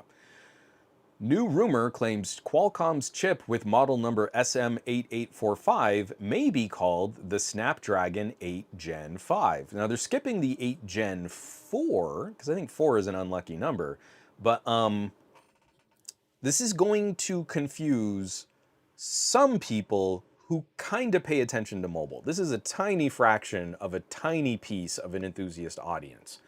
But if we see Elite, 8 Elite, X Elite, those are using Qualcomm's custom cores. They're Orion CPU cores. If it's an 8 Gen something or an 8S Gen something, those are using ARM reference designs. So the 8 Gen 3 using ARM reference, the 8 Elite using Orion cores. So that's a more Qualcomm designed chip. Now I think this is interesting because instead of sticking with the 8 Elite as the older chip, but using that for the slightly lower but still expensive premium tier, Qualcomm is going back to the core configurations and the ARM reference designs and the ARM cores for their premium tier but not as good as the top of the line chip that they make. So we got to keep an eye on just these different parts moving. The 8S Gen 3, the 8 Gen 3. These are chips that are still showing up in tablets today. Like the Xiaomi tablet I have has an 8S Gen 3, but the OnePlus Pad, the OnePlus Pad 3 has an 8 Elite. This messes with some of our expectations on performance. The ARM cores are starting to get closer to the upper end of the 7 series. So if you see an 8S, it could be functionally almost identical to like a 7 Plus. This naming convention is getting silly. It's getting kind of stupid. But all of these different tiers are now getting really staggered. You can have a 7S, a 7, a 7 Plus. Then the 7 Plus can be almost as good or practically the same as an 8S. But then you have the 8S, then you have the 8, and then you have the 8 Elite. I don't feel Qualcomm needs 7 variations of chips for phones that cost $500 and more. I think we could really simplify that. I think we could whittle that down to like 2 products per tier. Have an 8 Elite and have an 8 Gen something. Done. But I was really hoping to see kind of something similar to what Google does. You have the Tensor, but we know not all Tensors are created equal, right? So the Tensor that goes into your Pixel Pro doesn't really perform the same, doesn't really keep the same consistency, isn't really the same kind of chip as the Tensor that goes in a Pixel A series. And I was thinking it could be kind of interesting to have like an 8 Elite and an 8S Elite. So you keep the older 8 Elite and you use that in the next year of phones as the more affordable option for premium tier. But instead it looks like they're going to keep this staggered. Here's the Qualcomm cores, here's the ARM reference design cores. I know they're Cryo cores, but they're still built more on ARM's intellectual property. And we'll keep those as the separate categories. And I think that's just going to end up being kind of confusing because we also don't have an 8 Plus now. I think the last 8 Plus really stopped with the 8 Plus Gen 1 just to get rid of Samsung. So we'll keep an eye out. We'll see at some point an 8S Gen 5 and an 8 Gen 5. We'll have to see what kind of phones those go into. Because I feel like that is going to be even more minor iterative progress. Like I don't think Qualcomm is really putting the most effort that they can into the 8 Gen series. They're putting their resources mostly into the 8 Elite series. And so, excuse me. So that gets messy. Now we're going to have a whole bunch of tryhards like, well, who even cares about phone processing power? I mean, it's basically like everybody can do everything they want. Like, why do you even need more power? Who even care? What do you even do on your phone? Like, why do you even care? Like, it's just like phones are powerful enough. Like, any phone can just do anything. And then I just want to shake people. I just want to shake them. Like in a bad way. So Nick Gay is saying, wait, I thought it would be an 8S Gen. There is going to be an 8 Gen 5 and an 8S Gen 5, and those are different chips. So the 8S Gen 5 is likely going to be almost identical to a 7 Plus Gen 5. Because I'd imagine that they're also going to skip 4 in 7 Gen. Because they went from 7 Gen 3, I think they're going to skip to 7 Gen 5. So that 8S Gen 5 is going to be almost identical to a 7 Plus Gen 5. That's the game we're playing. Isn't this neat? Silicon news is always fun, y'all. Let me click that. Moving right along. So we were talking about installing software, right? And Nick Gay saying, to Juan's earlier point, I hate it when Android tries to be iOS. But you know what people loved? Because I brought up the point, since the dawn of computing and personal computers with DOS compatible early versions of Windows, people have always come up to me and said, hey, you know what really sucks about Microsoft is that I can install anything I want. I can do business with anyone I want. I can shop for software at brick and mortar stores. I can buy software. Now we can buy software online. I could drive to a developer's house and give them dollar bills and get a piece of software. I hate this. Everybody I talk to is like, you know what? This is the worst. I wish Microsoft had locked down Windows and made it impossible for anyone to install a software or do business the way they want to. And I wish that Windows was completely walled off so that I could only buy through Microsoft and pay more for my software because Microsoft would have to take a cut. Everyone I talk to. And think about it, everyone you talk to in your circles and family and friends, if they've ever used a Windows PC, they immediately say, this is the worst. I hate being able to buy any software and run it the way that I want to. All of them, which is why Microsoft is going to be canceling Windows 11 SE. This is written up by Andrew Cunningham over at Ars Technica. After just 5 years, Microsoft will end support for low-cost Windows 11 SE. So you know how we keep saying, like, man, I hate it when Android acts more like Apple, when Google tries to make Android more like iOS. Microsoft did a big stupid. This was horrifically dumb.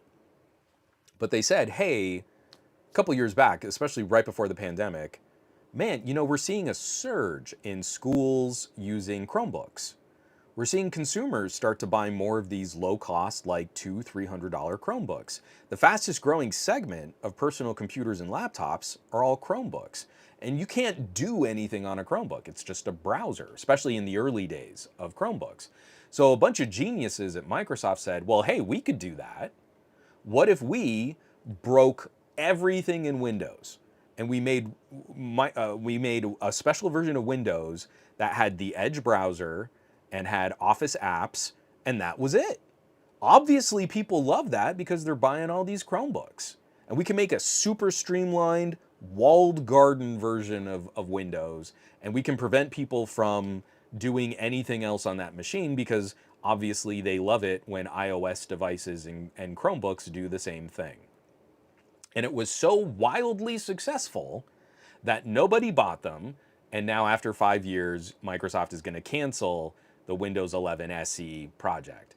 I think it's hilarious. PP Joker is saying, Windows 11 SE, what's that? It was so unpopular, people don't know, well, first of all, people didn't know that it existed, and people don't know that it still exists today.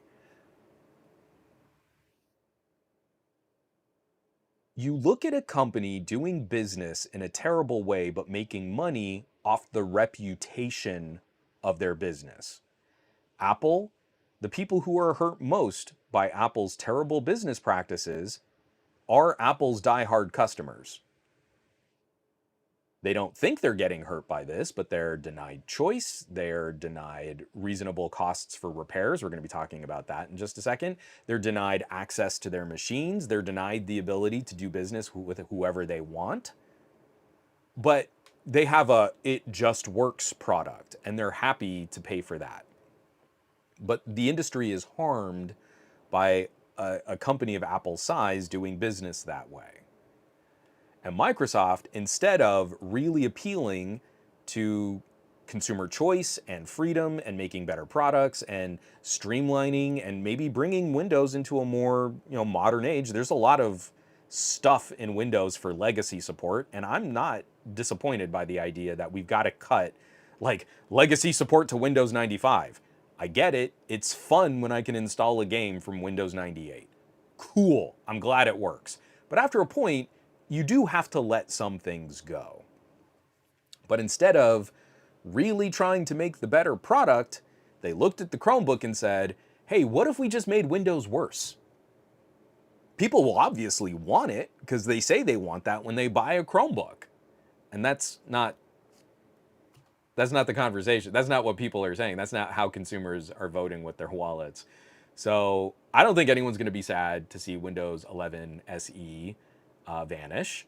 And exactly for all the reasons that I just said before, talking about Apple and Epic and Google Play, who's going to buy a Windows machine that can't install other apps and programs on it? I'm even talking about like legacy support. I just mean like I want to install a different video player. I want to load a specific app, like a Netflix app.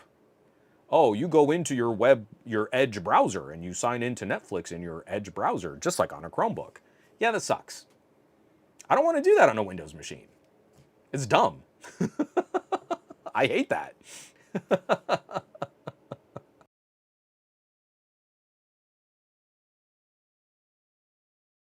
Yeah, QuickNet. Really wish Microsoft would stop with these dumb little niche spins of Windows. No one wants 8RT or 10S or 11SE. Nobody wants those.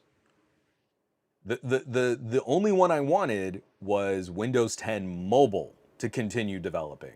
And we're going to talk about that in just a little bit too. So, Michael C., if I remember correctly, Michael C. asks, I don't even remember Windows 11 SE. Is that different from Windows 11S? I think, to your point, what QuickNet kind of reminded me, it was Windows 10S and then Windows 11 SE. So Windows 10S was so deeply unpopular that they still kind of renamed it and tried again with Windows 11, which is dumb. Both of you are completely correct.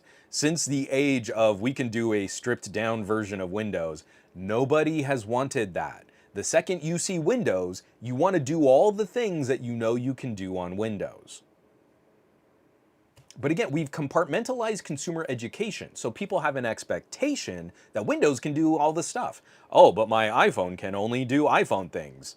It is not a computer. What's a computer? See, it's all marketing, and it's really dumb marketing. This is in the title of this week's show, and I felt like this was an interesting one to bring up because I'm not sure how I feel about this. I feel conflicted about this. Going directly to Nintendo's press, it's just their news page here. I don't know what they call it. It's the What's New at Nintendo. Nintendo Switch pricing update. Notice how they didn't say Windows 10 pricing increases. But immediately in their little article, pricing for the original Nintendo Switch family of systems and products will change in the United States based on market conditions, effective August 3rd, 2025. These include Nintendo Switch OLED model, Nintendo Switch, Switch Lite, and select Nintendo Switch accessories. Other products, including certain Nintendo Switch 2 accessories, Select Amiibo, and the Nintendo Sound Clock Alarmo, will also see adjustments. Pricing for the Nintendo Switch 2, physical and digital Nintendo Switch and Switch 2 games, as well as Switch Online memberships, will remain unchanged at this time. However, please note that price adjustments may be necessary in the future. Pricing information for United States consumers can be found at nintendo.com/us/store. Notice, this is a brilliant piece of PR. Prices are being adjusted. Prices are being changed based on market conditions. They never say if prices are going up or down. But prices on the Switch 2 are staying the same. But prices on the Switch and certain accessories are being adjusted. That's amazing.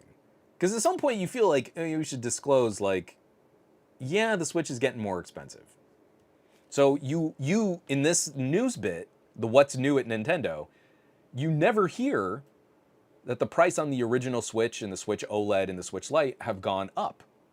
So that you click on the link to the store, and I can show you because I clicked on the link to the store. There's no disclosure if the price went up or down.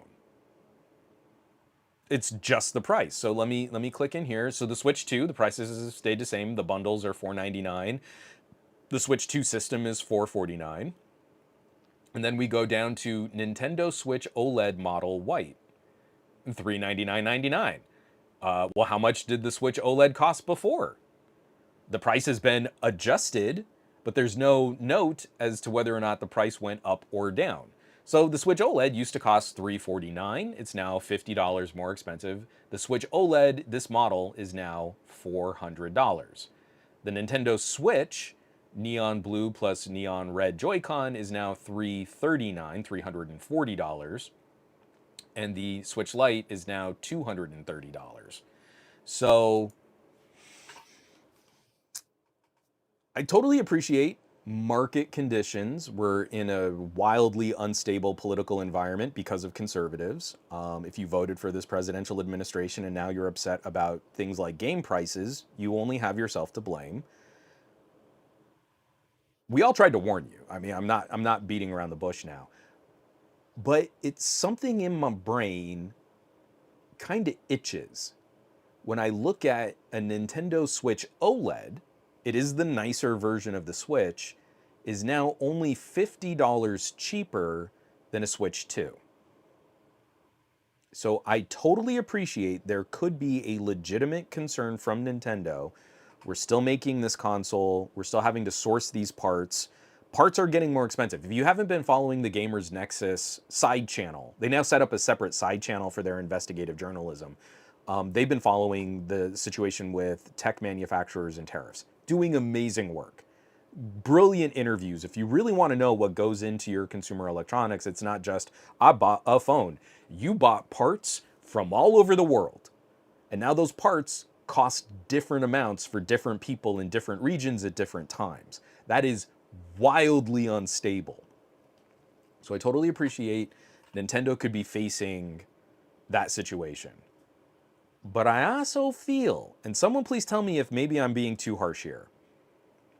I also feel Nintendo is looking at global instability in the electronics trade, in all the electronics markets, and is saying, well, what if we bubbled up the price to encourage more people to just make the jump?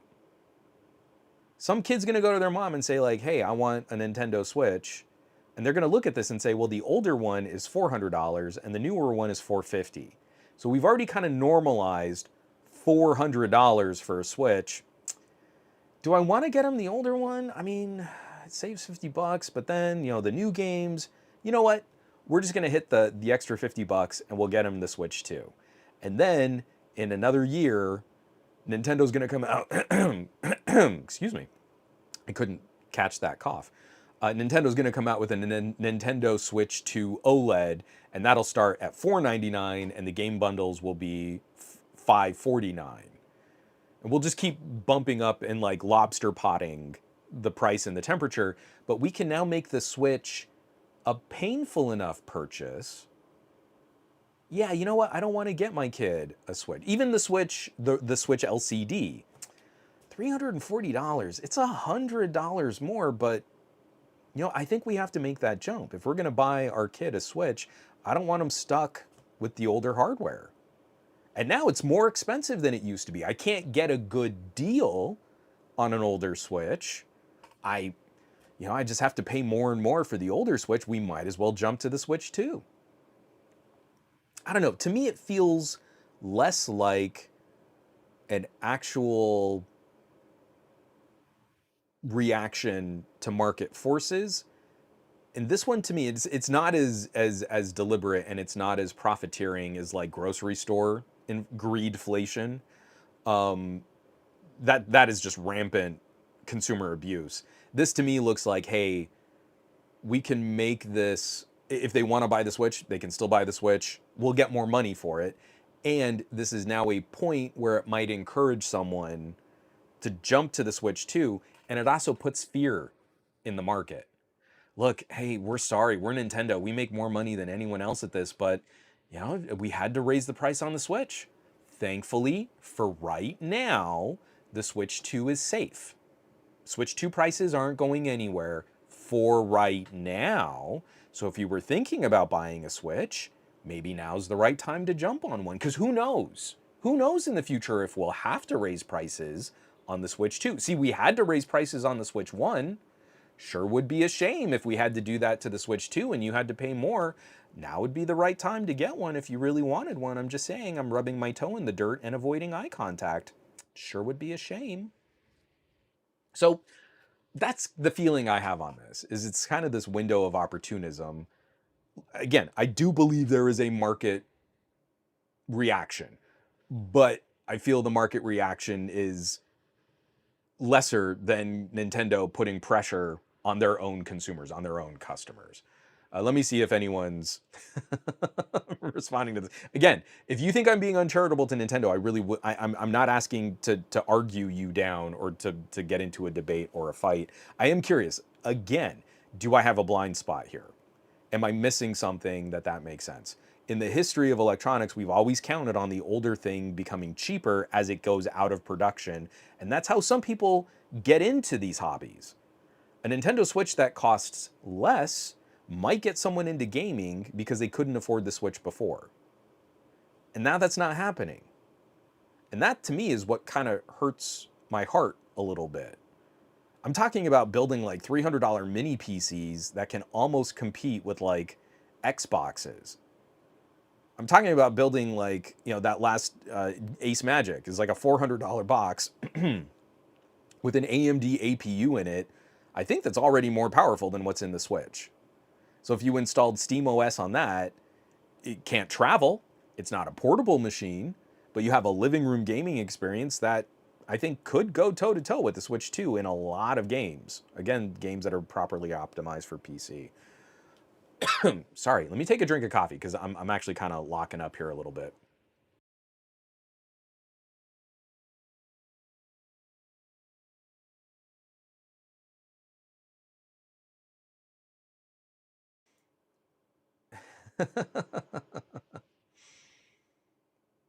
Michael C. Sorry, just back into our previous story. I feel bad for the like 18 small businesses that invested heavily into the Windows 11 SE ecosystem. I don't feel too bad for them. From Darren, it's funny, I understand the business logic, but they made profit off of the Switch 1. This is just gouging. Immediately before I even got there, Darren was just like, nope, no, bad. I'm kind of feeling that. Michael C. It was funny that Mutahar, I don't know if that's how you pronounce that name. Some ordinary gamer dude made a big deal about how everyone needs to boycott the Switch 2 and vote with their wallets, and he bought it at a midnight sale the day it was launched. I can't tell you how awesome PC gaming has become. Excuse me. And I am sad because my daughter will not grow up with Donkey Kong and Mario Kart and the various permutations of Mario. But my daughter is also super into Sonic Team Racing, where the new Sonic racing game is going to be coming out, I think, in September. I'm super stoked for that. Her platformers are going to be things like Dead Cells. My daughter is starting to get into precision platformers, and she's wildly good at Hades style game mechanics. So she's already getting into like roguelites. We're playing the TMNT. We still haven't made finished a run in Splintered Fate. But she is real good at that. Like for a 9-year-old that does not get a lot of screen time, she can pick up that controller and jam. So I don't think she's going to be too sad about not growing up with the same Nintendo franchises that I grew up with. I think she's going to be okay. And in fact, I think she's going to appreciate everything that I've heard, that Sonic, the new Sonic racing game, is really going to focus more on racing mechanics and less on the wacky, unpredictable, you were in first place and then you got shelled stuff that is so infuriating in Mario Kart. It sucks all the fun. Like, I'm actually a good technical racer, but I know if I get just a decent lead in Mario Kart that everyone's going to be aiming shells at me, and I genuinely cannot keep enough power-ups to defend. So if I'm ahead in a race, everyone just makes me a target. Whereas in Sonic, it sounds like there's still going to be a lot of that kart racer kind of goofiness, but they're going to focus a bit more on, are you good at racing? Well, then you deserve to win.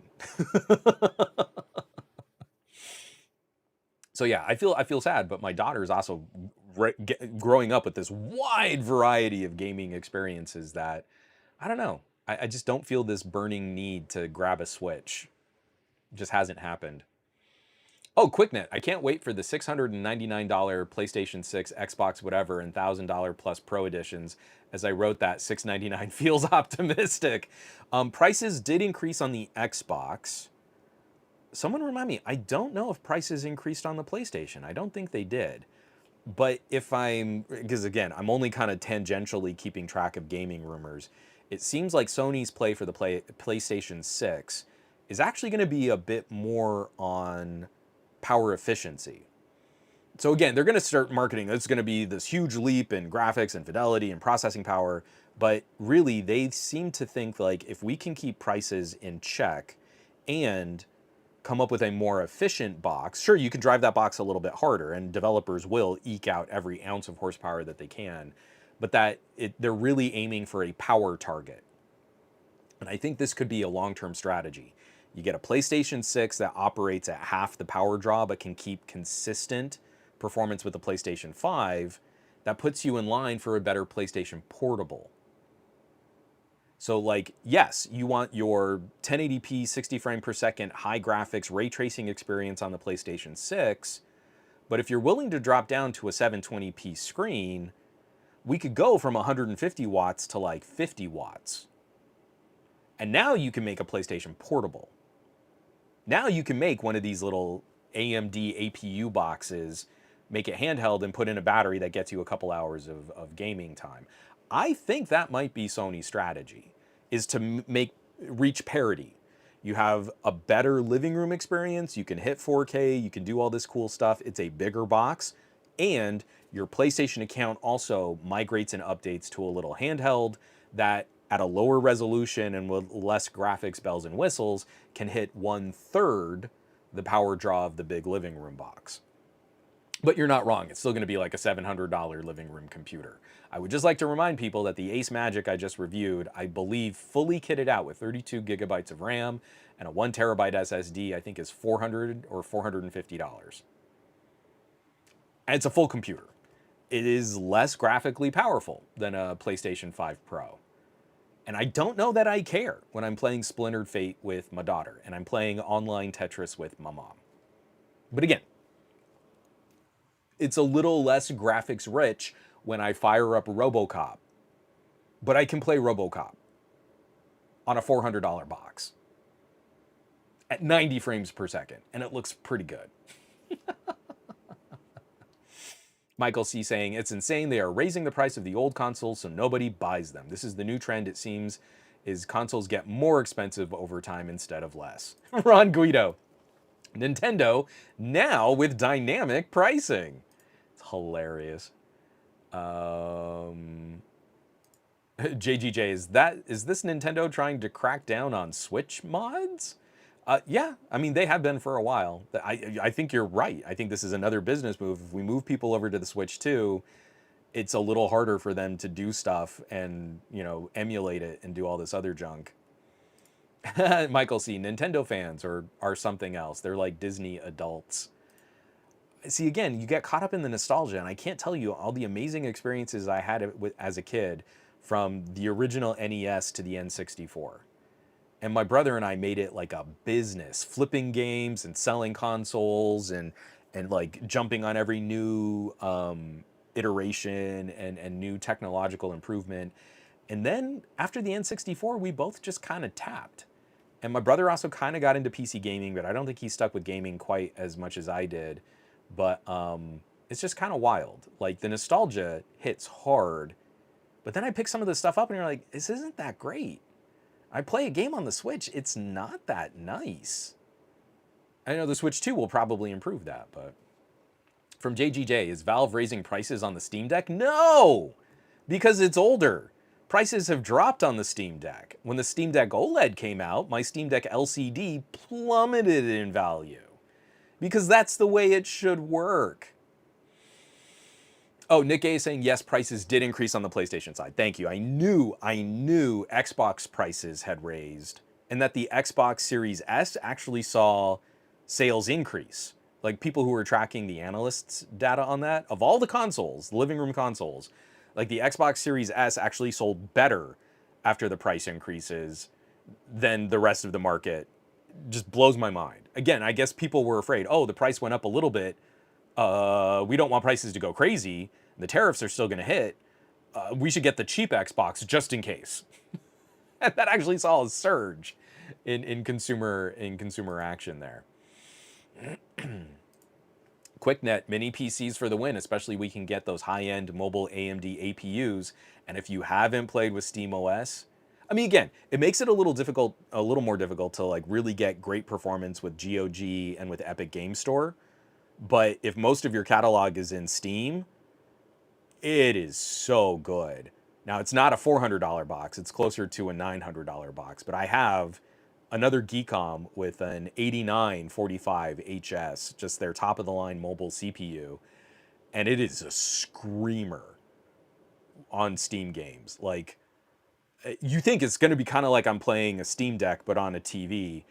And you're like, oh no, this is a more powerful box. This is what people who have been rocking like the Z2s have been experiencing, except it's just a dedicated power supply and a bigger fan cooling that chip, so I can run it even harder than a Lenovo or an Asus.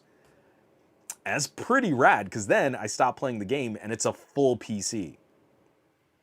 I mean, it's a Linux. Oh no. But yeah, it's still a full computer. Yeah, I mean, ER 1980, again, whether or not it's a problem is kind of the debate, but ER says, problem is Nintendo loyalists who only buy or play Nintendo haven't realized that there is better out there for the price point, similar to the Apple effect with the iPhone.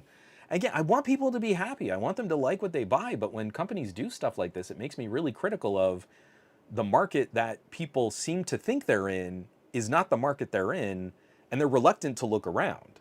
Because I'll talk to family and I'll talk to friends, and like, my mom's super on board. Like, I can get all these games for free. Yeah, I'll be a PC gamer. It's free. She's actually getting games on Epic just for when her grandkids grow up and start playing more games. She'll have like a whole catalog, a whole library. You go to Nani's house. What kind of game do you want to play? You want to play tower defense? Do you want to play a puzzle game? Do you want to play a fantasy game? Do you want to play a role-playing game? Nani's got them all. But I'll tell this to friends, like, get an Epic account and just start getting every free game. Then if you ever switch to being a PC gamer, you have a library ready to go. You didn't spend a dime.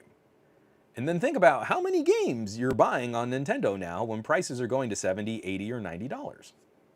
Fewer. So you can get more games for free or games for $90. I don't know. I'm no math genius. I'm not an economist. But something tells me there's an argument to be made there. Because then when I shop a sale, like for example, if you're a really patient gamer, I know I bring this up so much, RoboCop was just on sale for $4.99. RoboCop Rogue City is absolutely a stunning game at $30. That's when it launched, that's what I bought it for. Amazing. That is more entertainment value than getting like a RoboCop Blu-ray and watching a single RoboCop movie. Awesome. Love it. You could get it for $5. What sale on Nintendo games will get you a great multi-hour comedic satire game like RoboCop Rogue City for $5? I love being a patient PC gamer. We don't have to spend a lot of time on this, but I did want to bring it up because I just had, we just did an interview with the folks at US Perg. Nathan Proctor brought up their report, Leaders and Laggards. And you should check it out because there are a bunch of companies on there like Samsung, Asus, MSI, Microsoft, their hardware division, and who's really doing a good job of embracing the new right to repair laws that states are putting into effect. And Apple gets a lot of credit that they're finally playing ball with right to repair. The problem is, Apple, like everything else Tim Cook does, is maliciously complying. So yes, you can repair your iPad now, but according to 404 Media, it is so prohibitively expensive to repair your iPad, you would just want to buy a new iPad. So 404 Media has been interviewing repair shops and checking out business practices, and it's getting pretty silly. Like, hold on, I want to get down deeper into the article. Clark points out that a new charge port for an iPad 11 Pro, a part that goes bad all the time, costs $250 from Apple. Aftermarket charge ports, meanwhile, can be found for less than $20. Quote, it's a very basic part, and I just can't see any reasonable explanation that part should be $250 from Apple. That's a component that probably costs them a few dollars to make. The digitizer for an iPad Air, no, let me say that again. Clark said a digitizer for an iPad A16 is $200. That part can be bought from third-party suppliers for $50. And the iPad A16 sells brand new from Apple for $349. So let's say something's up with your screen and you need a screen assembly. Well, you know, the digitizer is going to be $200. You could just buy a whole new iPad for $350. Do you really want to repair the old one? Other things could be wrong with it if it got damaged. Clark says Clark said the replacement screen assembly for an iPad Pro 13 costs $750 from Apple. $750. So again, Apple is totally into right to repair now, guys. They're leading the way. They're all about the environment and green. But if you try to fix an iPad, they have priced every single repair right up to the limit where a consumer would think, yeah, but for like $100 more, I could just get a whole new one, brand new. Yeah, USB port, but $250 to replace the USB port. You know, let's just get a new iPad. And that way we'll get like new stuff. It'll be a new processor and it'll just run better because the old one was already starting to slow down because Apple slowed it down. But we keep shopping with Apple because we love it when Apple steps on our neck. You know, we'll just do that instead. It's just like the Apple App Store situation. We are totally compliant. We want people to use their Apple products and repair their Apple products. We're for the consumer, but they're absolutely not. All of these replacement parts are priced exceedingly high to make any potential repair as unattractive as possible. If they do, think about the markup on a USB port at $250. If they can convince someone to replace the USB port, that's $200 of pure profit. So of course Apple wants you to repair your iPad when every component in there is horrifically overpriced.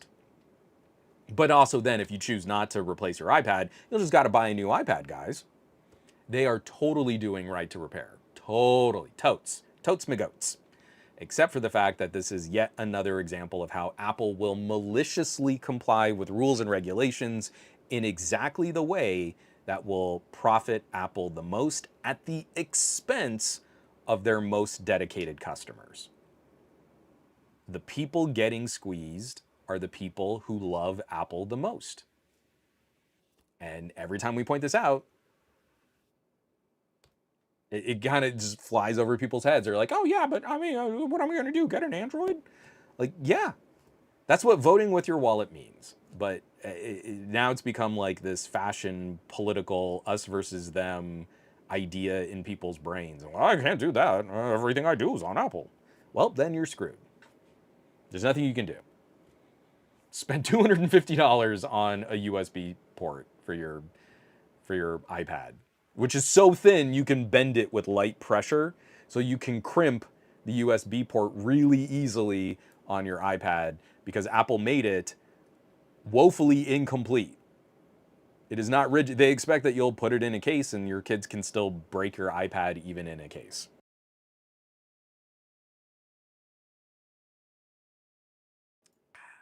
Okay, I said I didn't want to spend a lot of time on that because I did want to get to this last story, and we're already over 2 hours. I knew this show was going to go long because we had some really fun stuff to talk about.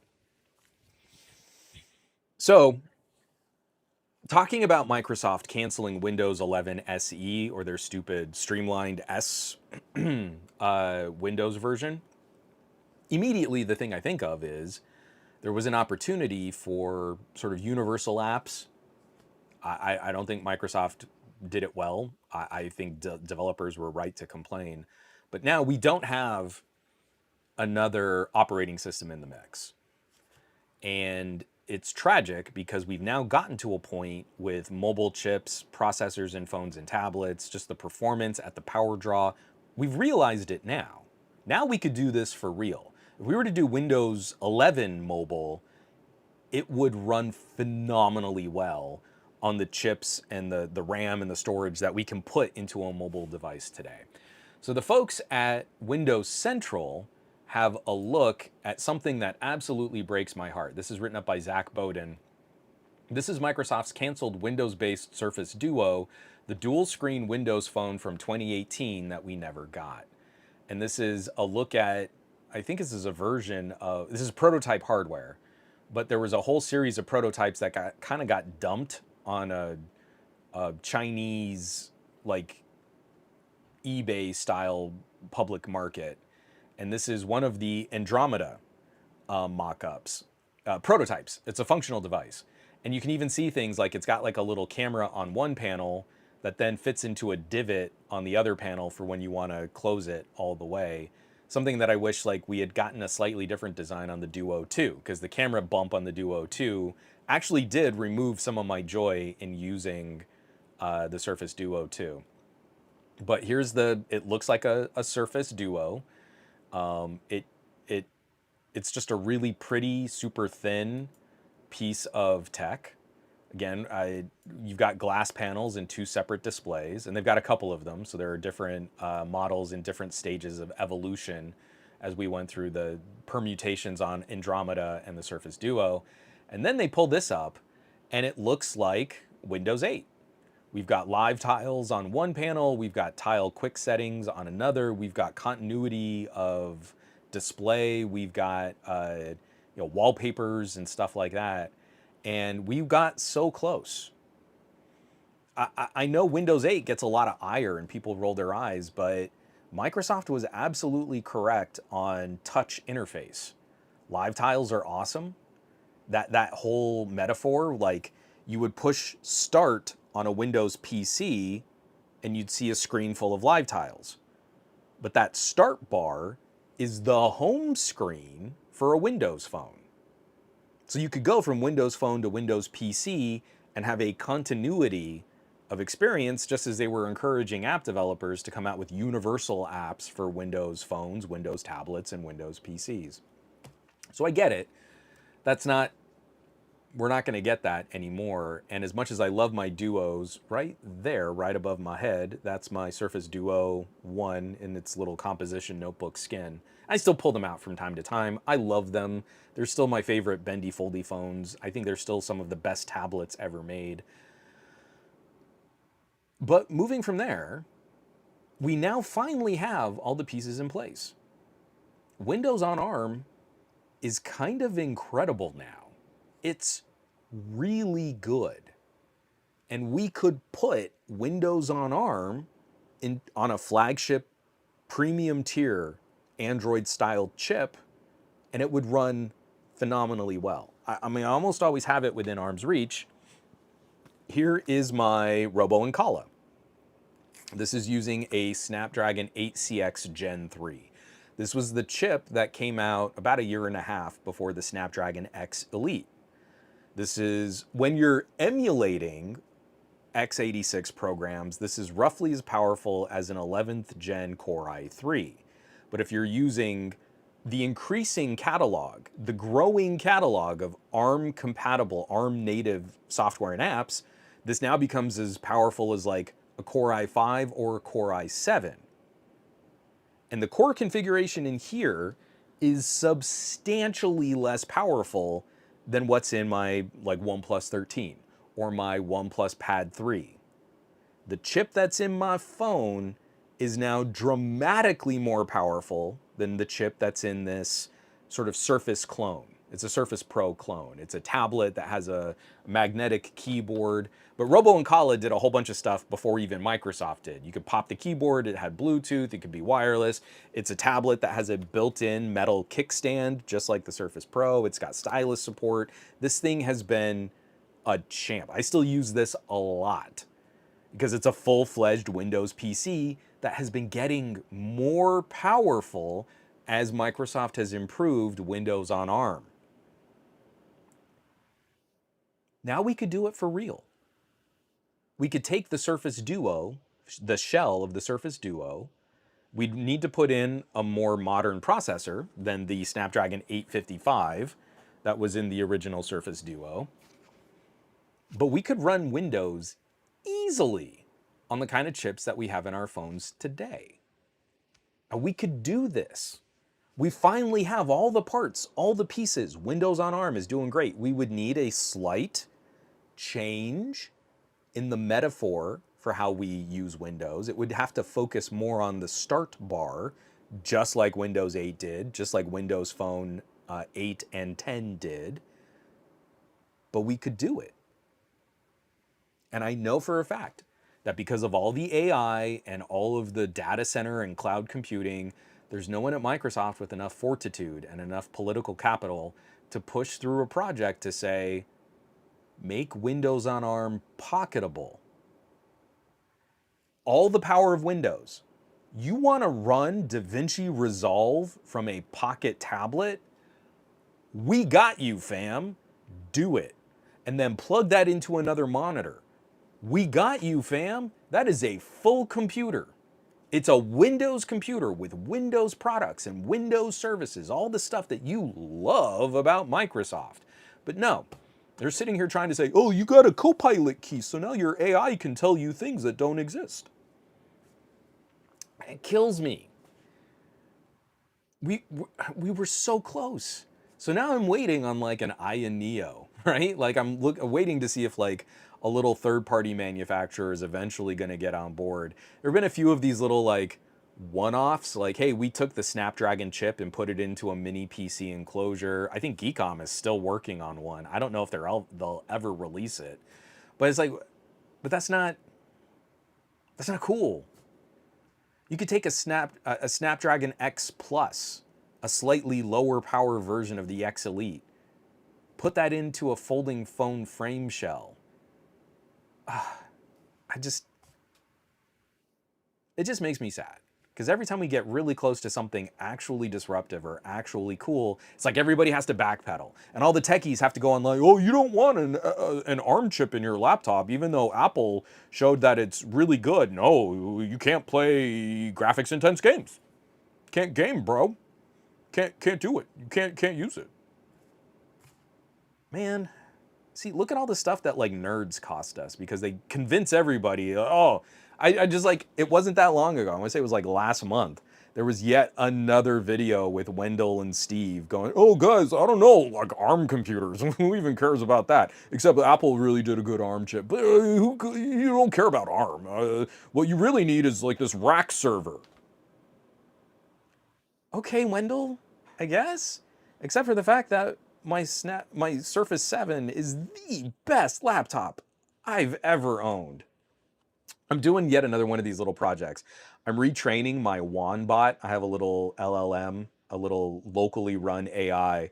I've been running it on my Ace Magic laptop, that funky one with the dual displays. And like, it's an Intel 12th gen. right? So I'm not even current with like the new Core Ultras, whatever their stupid new naming convention is.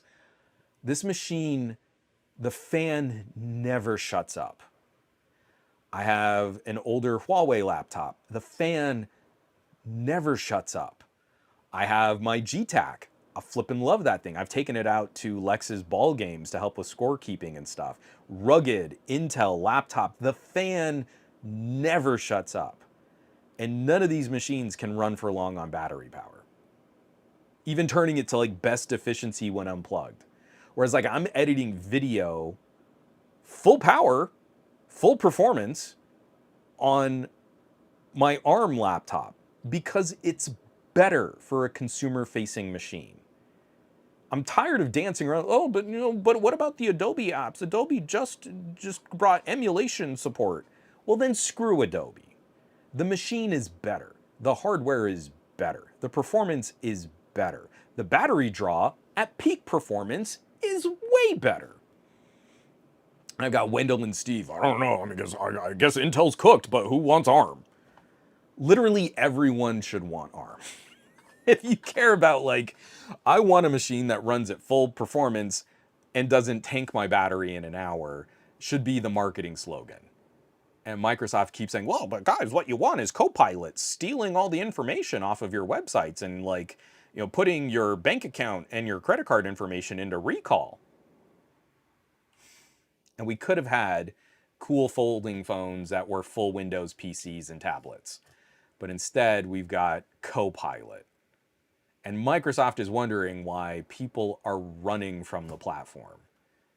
And why Apple doesn't even have AI and MacBook sales are up. Yeah, because they perform better. Because people care about battery life. You nincompoops. Sorry. I want to cover some comments here, because yeah, I was really, it was like that heart hurting, like this beautiful thing that we saw. We got so close to something really cool, and then Microsoft pulled the plug again. We need a killed by Microsoft graveyard. But we've got one more thing that I do want to talk about, and then we can cap this story off. Let me just finish off my coffee. Actually, you know what? I'm going to drink some water, and then we'll read through some comments here.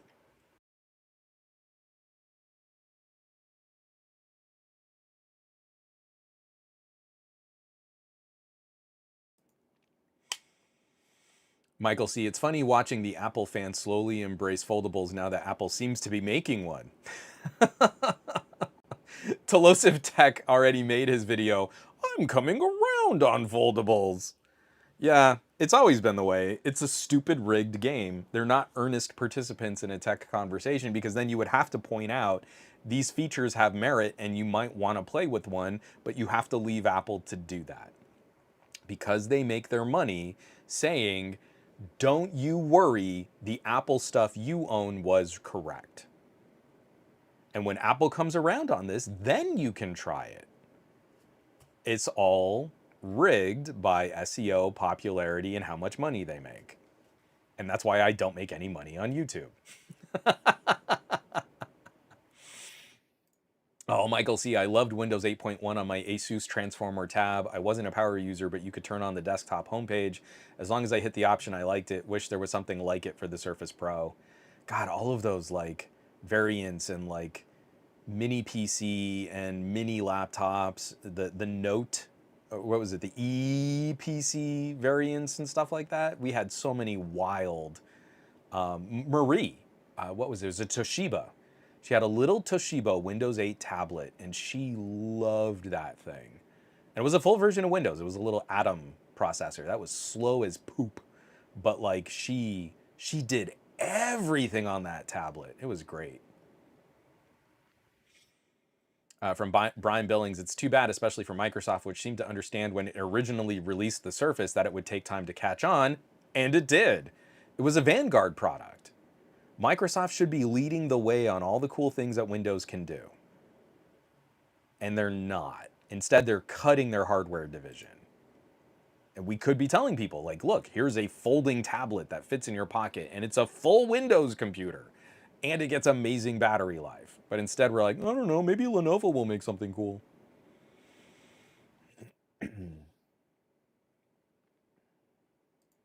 Yeah, Michael C. Sadly, according to the Windows Central guys, the Surface team is not making any new form factors. You had the teams for the Surface Neo and Duo, and you had the Surface Studio all in one, and the Surface Book. And now they barely even make the Surface Go anymore. Instead, they have that 12-inch thing. Yeah, we had so much more that we could have done. Nick Gay saying, I do wonder if because Google has lost to Epic, Microsoft is now thinking of a Windows mobile gaming store for the phone. So I know there's still plans on what to do with Game Pass. So I think Microsoft's strategy isn't going to be a traditional game store. I think they're going to want everybody to go subscription. I think that's going to be their play. But that's still kind of an improvement. The only thing that's going to mess them up is the story we're going to talk about last, just to wrap up this show. But I think if Microsoft could have garnered the goodwill and the clout and the support of the community to say, hey, we make an Xbox Game Pass app, and through this app, you pay us so that you can have your subscription, and then you can play any game on streaming. You can stream through xCloud. You can game on your Android device. I think that's the play they wanted to make, but in Microsoft's ham-fisted way, and especially with all the scrutiny over like the Activision acquisition, they slow played it. And now I think they're going to start feeling the ramifications of that. Game Pass isn't quite the same deal that it used to be, but if you shop PC Game Pass, I think it can still be a good way for people to constantly play the newest games without having to spend 60, 70, 80, $90 on a new game. But if you're a patient gamer, obviously that pricing falls apart. But you also have this incredible catalog of just any game you want to try. So I think you just have to be a little bit more selective in your shopping, but it still can be a pretty good deal. It's just not the same incredible bargain that it used to be. Oh, Nick Gay also saying ARM is more secure too. Right now, that is security through obscurity. I mean, let's be fair. You're right. Right now, my Windows on ARM laptop is more secure than any regular x86 Intel or AMD laptop. But it's only because people who make malware haven't targeted ARM to the same degree. Eventually, we'll get there. It's driving me bonkers how slow this is going, but eventually it will be kind of the same mess of Windows, just like any other Windows machine. Oh, from Juan Carlos, I wish Microsoft would have continued Windows Phone. I feel like we would have had competitive pressure in the market, a third place operating system. People would be developing a more broad collection of apps and services, especially with all the cloud side server services. It's just, yet again, Microsoft short-sightedly looking at something that would have garnered them direct access to consumers, would have been a competitive point in the market, was reaching 10% market share in countries in Europe. I believe we barely eked out 10% here in the United States for a minute, and then they killed it all. And if they had just continued to iterate, just continued to improve, everything would have been better for all of Microsoft's initiatives after that point.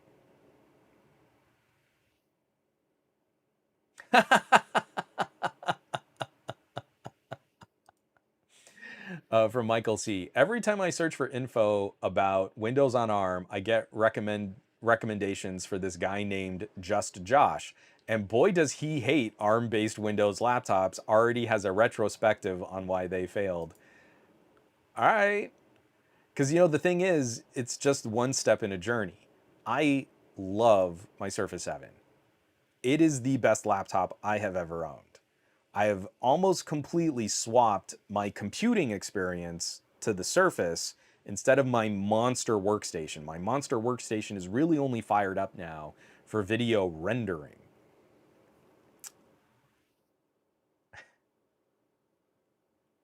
That's not the end of the journey. Now, MediaTek has an incredible PC chip, the new Companion Ultra, that's going into Chromebooks. Microsoft doesn't want to embrace another partner.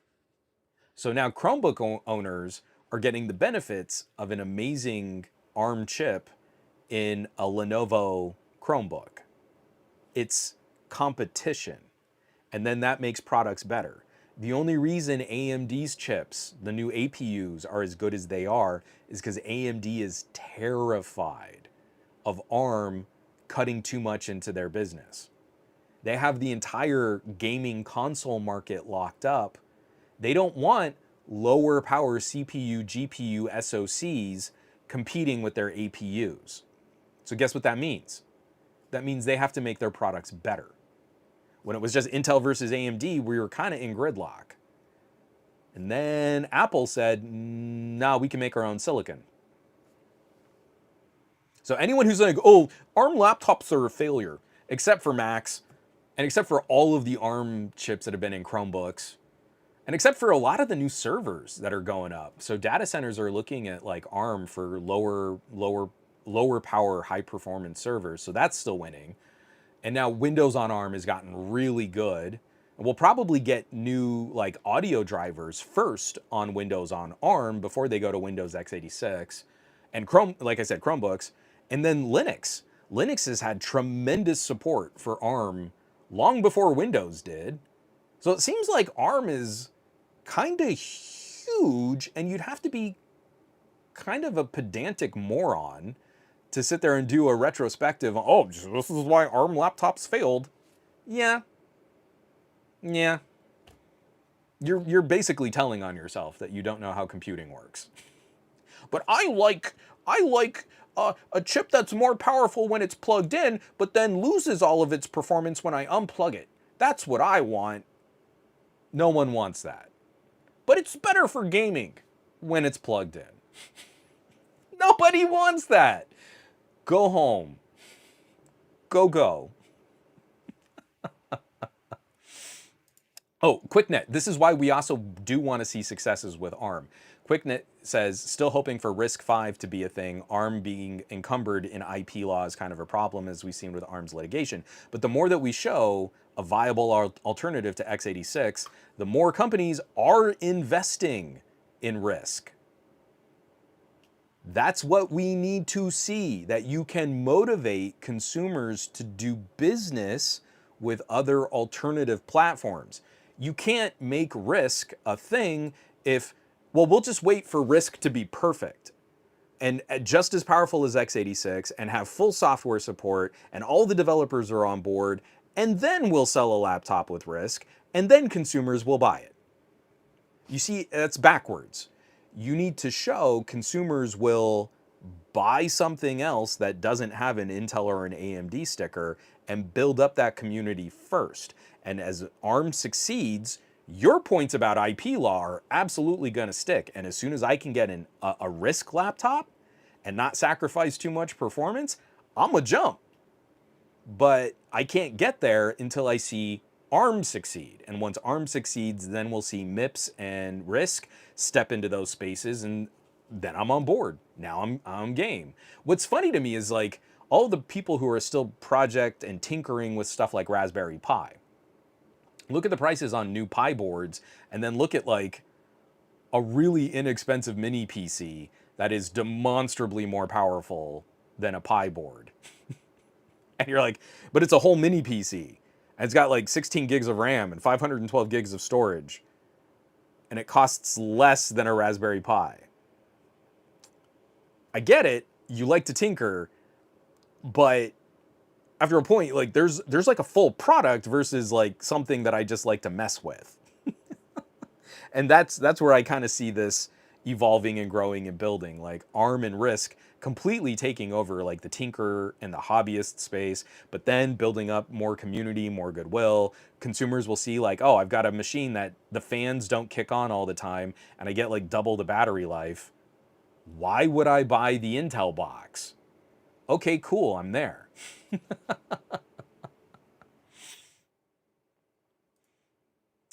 Nick Gay, Juan, when is the Lenovo Chromebook versus Windows on ARM video coming out? So that's probably a week or two, but I do have a video coming out soon on just the Lenovo. So that's coming out first. But I want to wrap this up because our show is going stupid long this week. And man, my voice is probably not going to hold out for the whole thing because I have to share some incredible news in gaming And this just totally rocked my socks. And I've been teasing it the whole episode. But we're finally here, folks. Let me drink some water.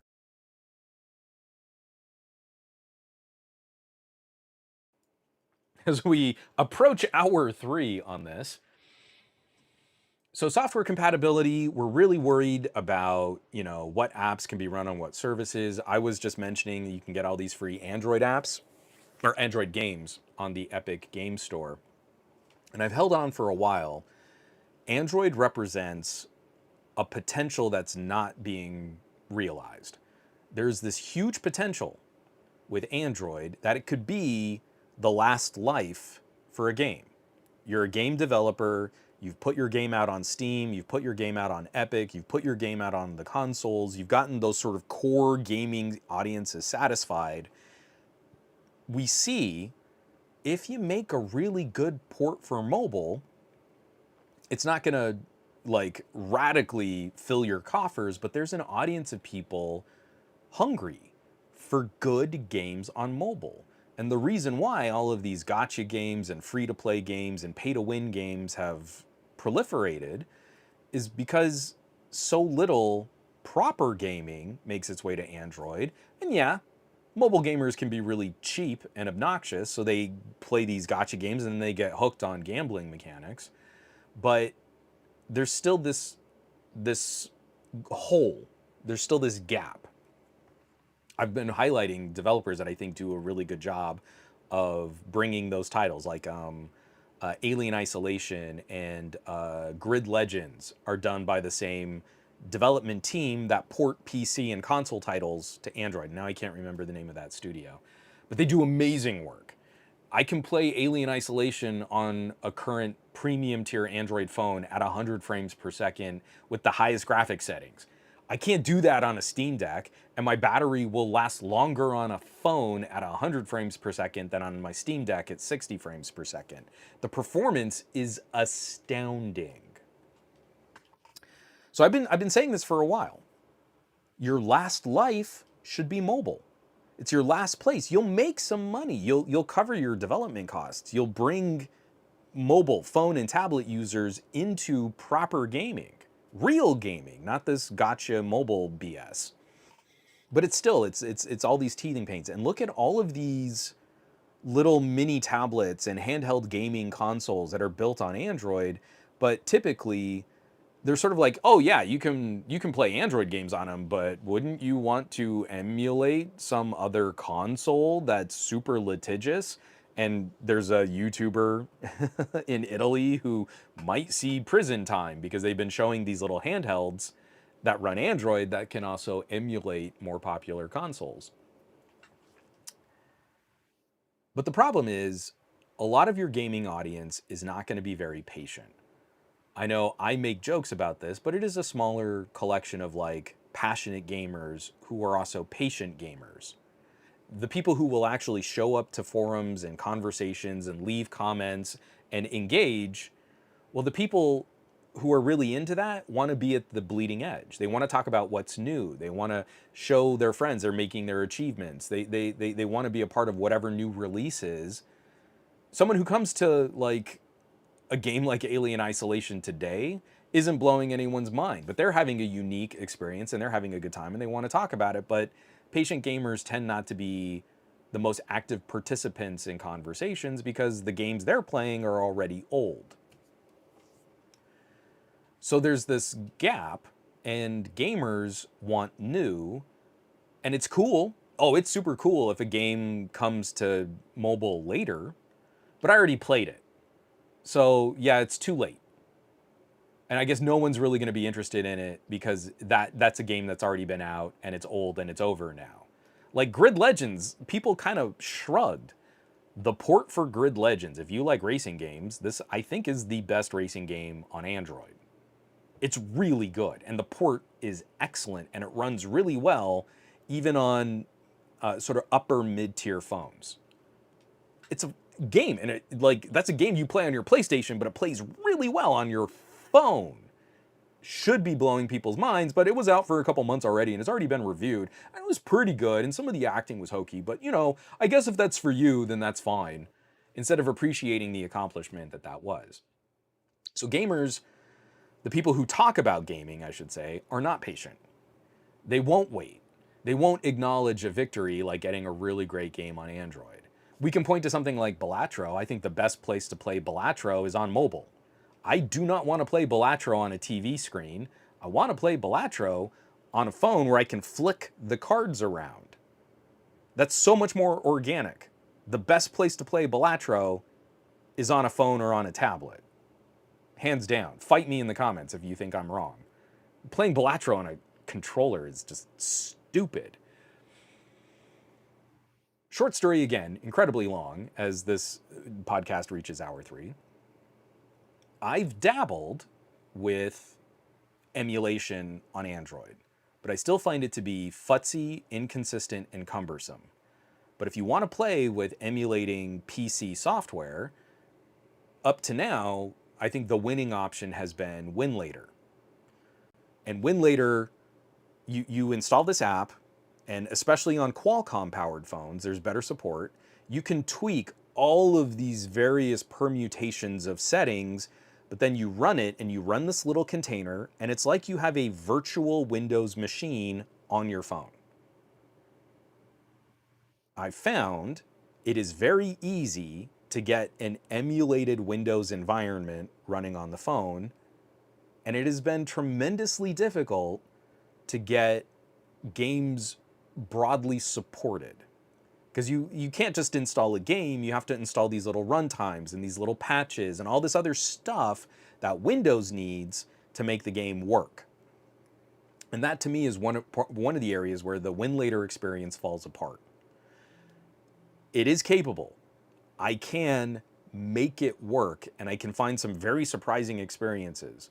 But if it's not a very simple program, it's really cumbersome and it's really complicated and it's different for every phone. WinLater ran like garbage on my OnePlus, but ran great on a Samsung. The chipset, you can't really get WinLater running well on a Tensor. It runs okay on a MediaTek, but it runs great on a Qualcomm, but not the newest Qualcomm because the developer only has the last generation Qualcomm. So you have to wait until the developer gets the newer Qualcomm to improve support and compatibility, and then your brain explodes. So I have to tell you now, and I wrote this up on the Patreon. So the people who saw my experiences first were the folks over on patreon.com/somegadgetguy. The article title is Mobile Gamers, Holy Poop, This Works So Fracking Well. And I'm holding up my OnePlus 13 with my GameSir controller playing Tetris Effect. Again, one of the games that I use most consistently in my mini PC testing, I'm showing my OnePlus 13 is playing Tetris Effect. Now, you might not think that that's a big deal, but Tetris Effect is deceptively difficult to get running well. Remember, I brought this up before. You don't want your frame rates to dip. You don't want it to stutter or lag. Your movement needs to be hyper precise, and there is no mobile port for Tetris Effect for Android, or I don't believe for iOS either. There really isn't a good version of Tetris for mobile. I would go to JStris and play that in a browser before I would install the actual licensed version of Tetris on my phone. It's bad. It's really not good. Tetris Effect is also important because it runs on Unreal Engine 4. So you have to have support for all of the extra little Unreal bits, all of the PC runtime things, all of the extra software that Windows needs to make Tetris Effect run. And now I can do all of that on a phone, and I'm not using WinLater.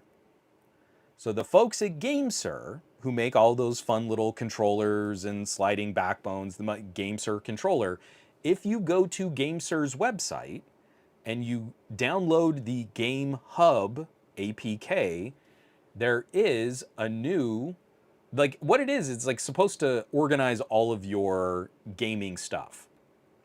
So your Android apps, you'll see them in this feed, just like any other game app.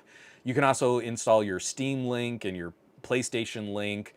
you can link up for remote play, so I can run the game from a PC and stream it to my phone. But then you can also log into your Steam account. And some people might be nervous to do this. I was really nervous to do this because I don't know that GameHub has all the security I would want to protect my Steam account. But I logged in and I was expecting Steam Link.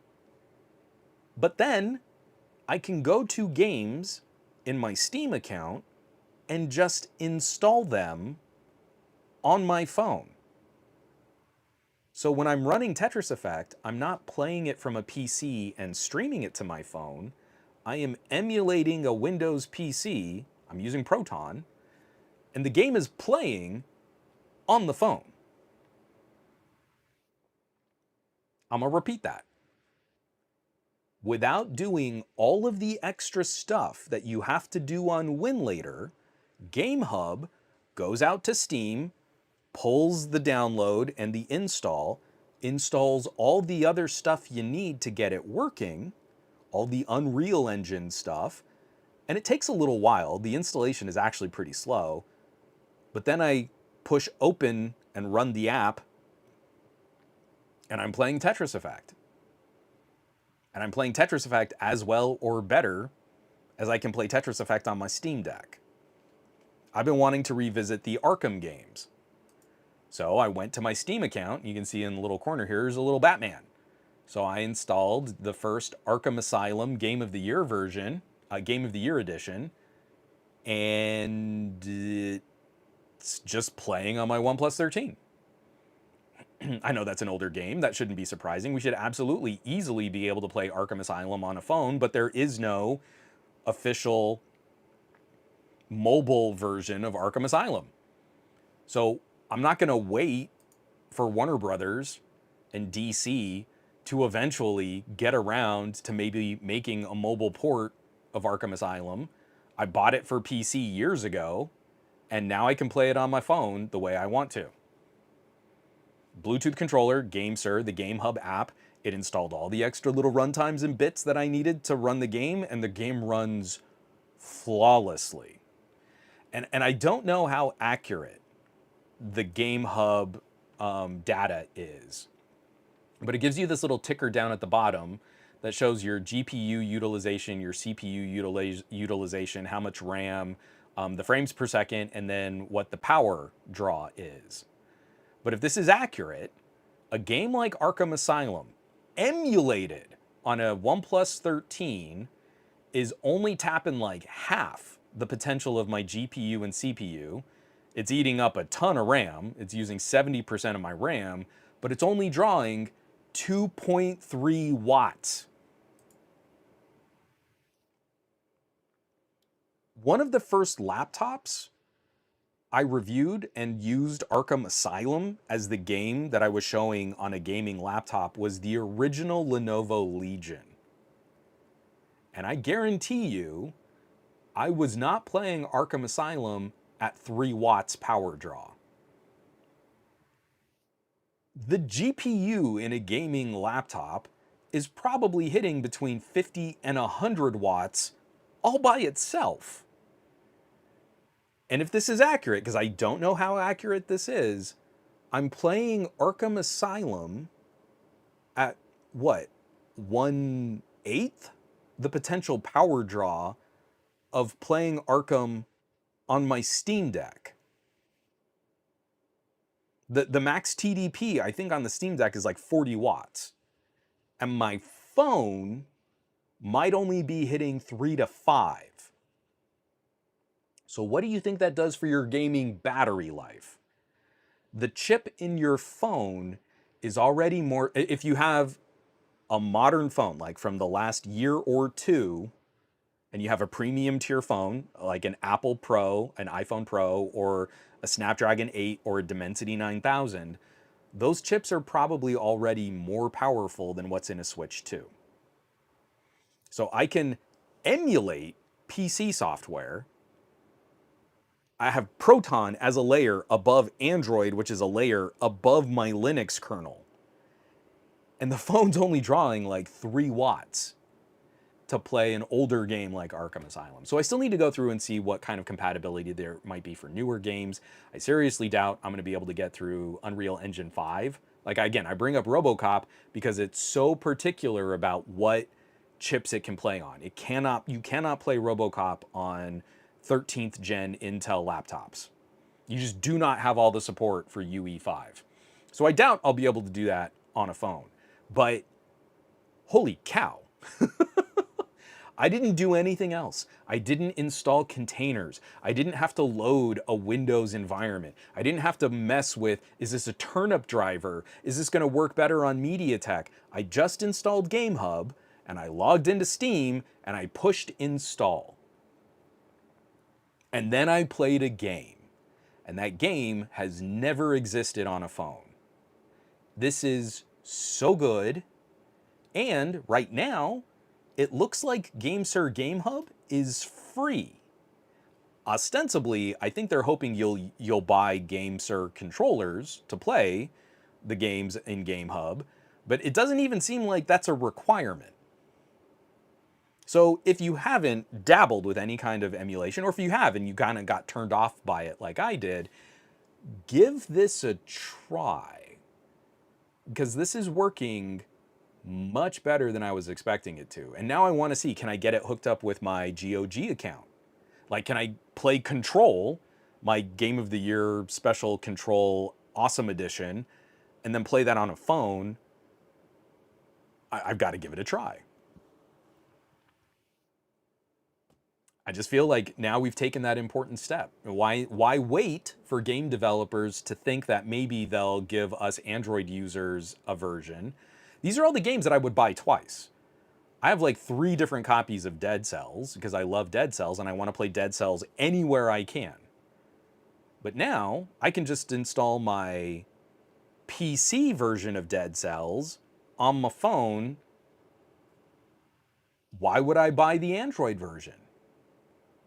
If it's working, why would I wait for the developer to eventually grace us lowly Android users with some consideration when now they just get 1 purchase out of me?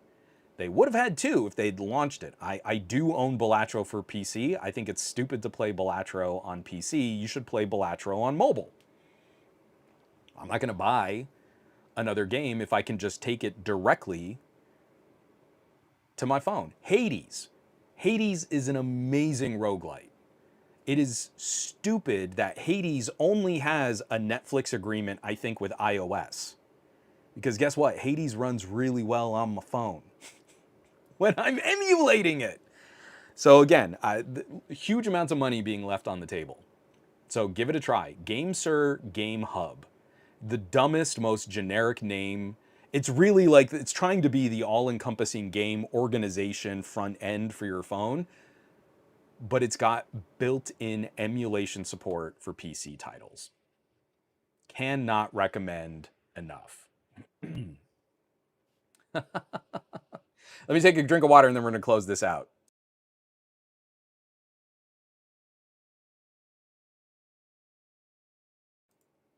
From Bradley Larcher, I want to play Grid Legends so bad, but it can't run on my Pixel 6.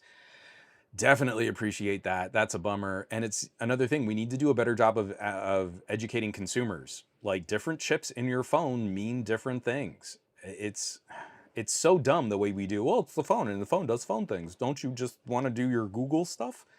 And you know what? Tensor's fine, but you miss out on stuff. If you have any inklings of wanting to be a power user device, man, Pixel, not for you.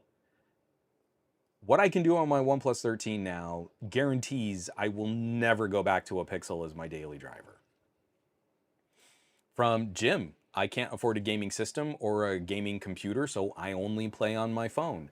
So Jim, what I would start doing, if again, and obviously I'm privileged that here in the United States, we get like the free games from Epic, right? So check out, see if Epic has support in your region or your area, get those free games. But then also, as you start building up that PC library, pay attention to this emulation stuff. I can plug my phone into a TV and run a game from my phone, and it's nipping at the heels of the experience I would have on the mini PCs that I've been reviewing lately. So if you can't afford a gaming system or a gaming PC, your phone is now getting powerful enough to handle PC emulation. Your library is now single purpose, and you can move from different devices to different screens to different experiences. And you might be able to do this with spending almost nothing on the games and the services, and what you already have should be sufficient. Goat V8, I'm waiting for the catch. This sounds too good. I haven't found it yet. Someone else tell me if there's something really problematic about this. I went digging. They have an end user licensing agreement. Obviously, there's some stuff in there that's like, hey, we're logging into your Steam account and tracking some of your gameplay and your behavior and stuff. And I don't know that I can care when it's this seamless. Yeah, use my data and make it even better. They're already promising, they already have support for MediaTek chipsets, which Winlator is very slow to support MediaTek. And they're promising that they can make a custom GPU driver, like we have Turnip for Qualcomm. They said later this year that there's going to be a MediaTek update that significantly improves the performance on MediaTek. And I still haven't found the, well, here's where I'm going to have to give you money, or here's where there's a subscription, or here's where you lock it to only GameSir controllers. Like, I haven't found it yet. There doesn't seem to be a catch. And QuickNet saying, amazing. It is amazing, QuickNet. And that's where we're going to wrap up this hilarious 3-hour show. So, folks, check out all of the stories. Like I said, everything that we talked about this week, because it was a long show, everything is on somegadgetguy.com. So all of the links, all the show notes, definitely check that. The housekeeping. I'm going to have some videos coming out this week. I am definitely getting, I'm working so hard. I really want to get that Lenovo video out. I've got the Geekom video out. I've got some earbuds to talk about. We're finally back at home, back in the Gadget Lab. So some of that's going to be coming out soon. It's good stuff. I mean, when we go digging a little bit, we can find a lot of fun to talk about still, and hopefully that's encouraging. Again, if you look at a phone as a computer, there are lots of things that you can do that I think people would be excited by if they knew it could do that. And unfortunately, there's not going to be a billion-dollar marketing campaign for turning your phone into a laptop replacement, because that would cost laptop manufacturers more money. But if you're telling me you can't get all your work done on a phone, I don't know, man. This stuff is so stupid powerful. If I can fire up Arkham Asylum in an emulator on a OnePlus 13 and plug that into my TV, I think I could get my emailing done and my word processing done and fire up a spreadsheet. You think? Maybe? I don't know. I'm so tired of hack techies, but it doesn't have everything perfect the way that I use it already, and you aren't spoon feeding me all the most popular stuff, so I can't make money on these videos. And I'm done. I'm so over that. So, stay tuned. Lots of fun stuff coming out. I'm going to be back next week for a shorter show. Next week, I have to do a shorter show because I actually have a time limit on when I need to stop next week's show. And yeah, I look forward to seeing you all there too. So thanks for jumping in. Thanks for joining this week's rambling diatribe of angry old tech nerd yells at clouds. And I'll catch you back here next week for another episode of the Monday Morning Tech Chat Show on the SGGQA podcast channel. Be safe. Take care of yourselves. Take care of that mental health so you can keep being amazing tech neighbors for your family and friends. And I'll see you back here next week. I love you all. Take care. I'll catch you back.